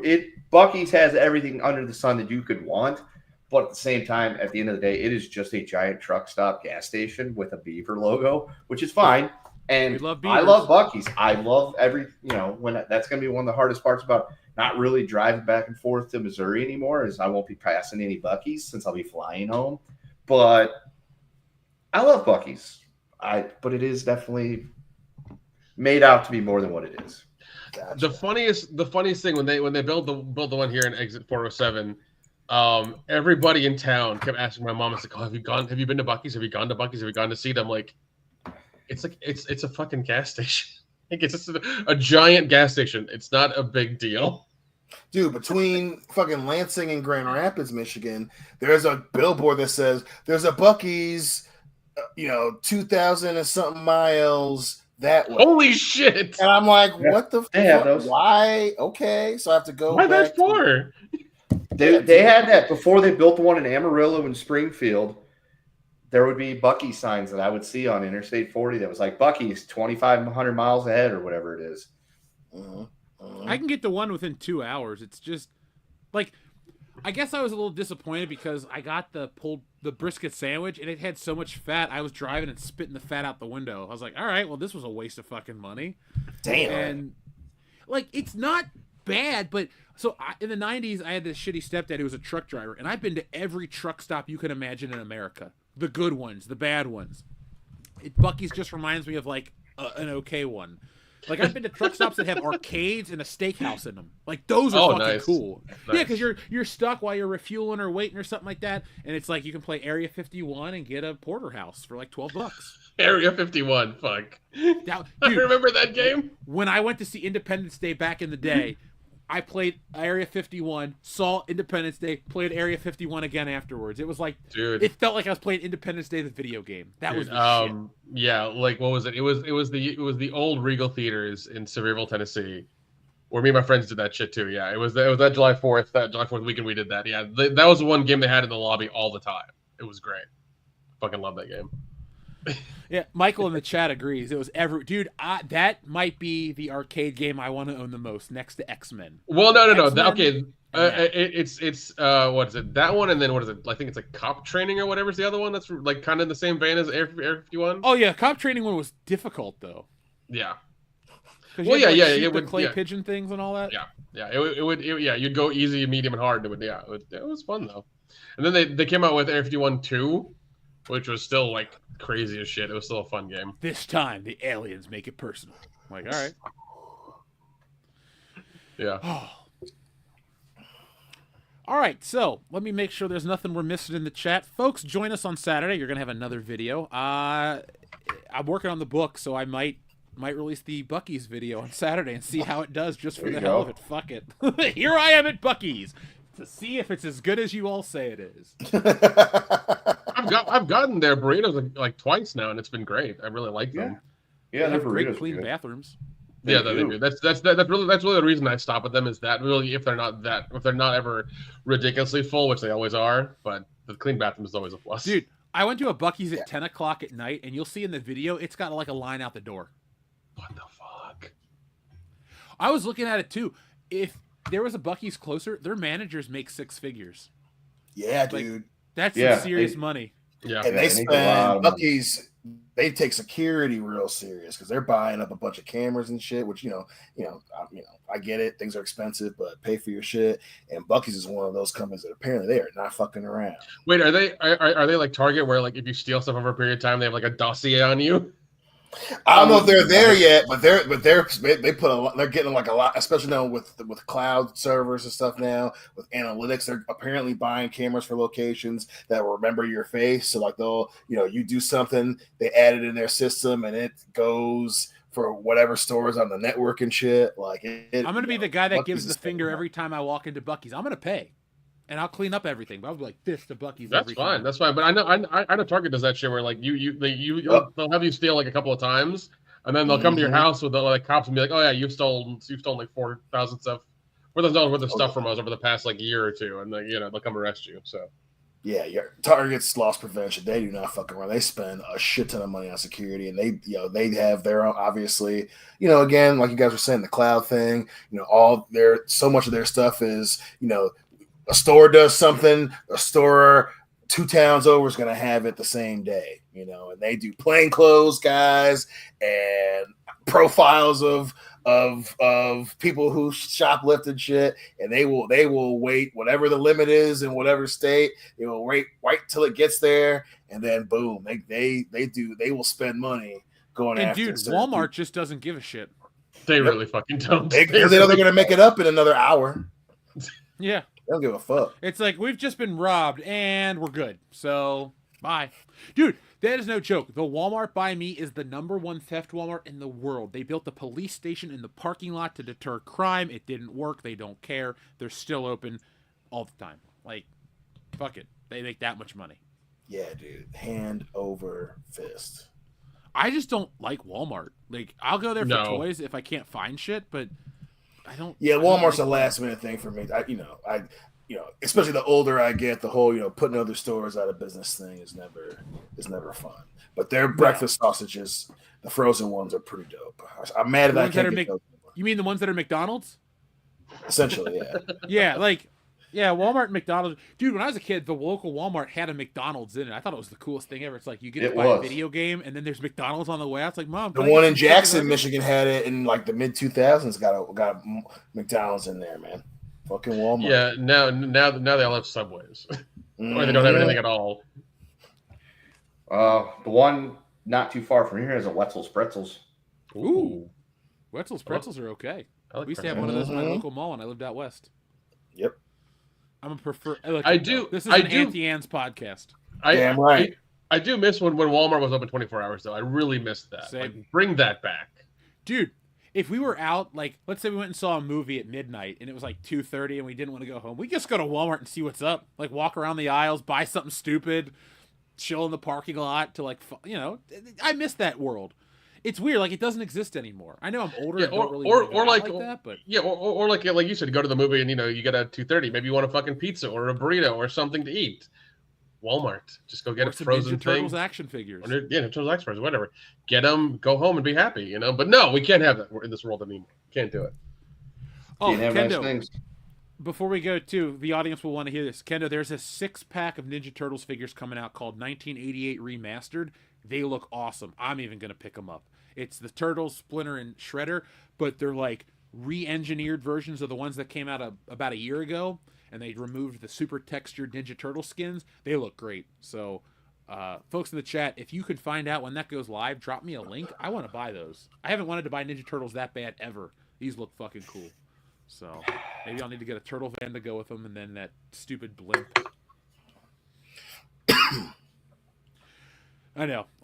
Oh, also, too, Dion, Power Rangers toys are back out. Ooh, yeah, because I missed last Like Mighty Morphin Power Rangers. They're back out again. They're trying to sell to the next generation. Yep. Will it work? I'll make a video about it soon, folks. Yeah, probably not. The next generation's more into doing TikTok dances than they are action figures, so. Yeah. But apparently they think that the metrics are there because, like, Power Rangers is on Netflix. It also has its own YouTube channel where it runs 24 hours a day. So I got the original shit over here. I'm content. Like, yeah. I got, original Megazord's the shit. All right, guys. So, folks, thank you for watching. We'll be back next time with more. Remember, we're taking a little bit of a hiatus on the Tuesday show. We're going to rebrand and do a couple things to get those numbers up because YouTube likes to penalize us for being world class. And, well, we don't like that. I do like the ESPN tone, though, in the background. But, be on the lookout. We'll have a video on Saturday for you guys. The countdown is on to Stealing Solo 2. Look, I know people want to hype up their own projects and shit like this, but I'll tell you this. Stealing Solo has been way bigger than I ever thought it would. Like, it was great in the initial Indiegogos, but when I built that website, I have moved so many of those books that my local post office gives me a special line. Like, they know me. They're like, that guy. Seriously, that lady is so sweet to me. Shout out to you. I'm not going to say your name because I don't want people to figure out where I live. But the sequel is building up to be great. Now, if you're hungry for some comics and you've already read Stealing Solo, you got to read Wokebusters, folks. I know you're thinking about it. I get positive reviews all the time for this book. Everyone tells me how funny it is, and that's all I'm shooting for, is to make you guys laugh. There's a little bit of making you think at Wokebusters, but it's a comedy nonetheless. And if you like Ghostbusters, you're going to like what it has to say about entertainment, because it pokes holes at all the garbage entertainment that likes to divide us. But Stealing Solo 2 is lining up to be the best comic book event of 2025. I will let you guys know when it's going to be available to crowdfund. Do not miss yourselves a copy of that book. It's going to be, well, epic. I can't wait to share it with you. I'm getting the pages back. It's the biggest event of the year. So anything else you guys want to say before we go? Epstein didn't kill himself. Free AO. Well, all those things we'll go with. And here's this. Son, this is what happens when you fuck a stranger in the ass. So let's send you home with something happy. But until then, folks, be smart, be safe, be cool, but always be excellent to each other. .com. Did you see that guy accidentally hit that moose with his car? No. Holy shit. Jamie, pull that video up.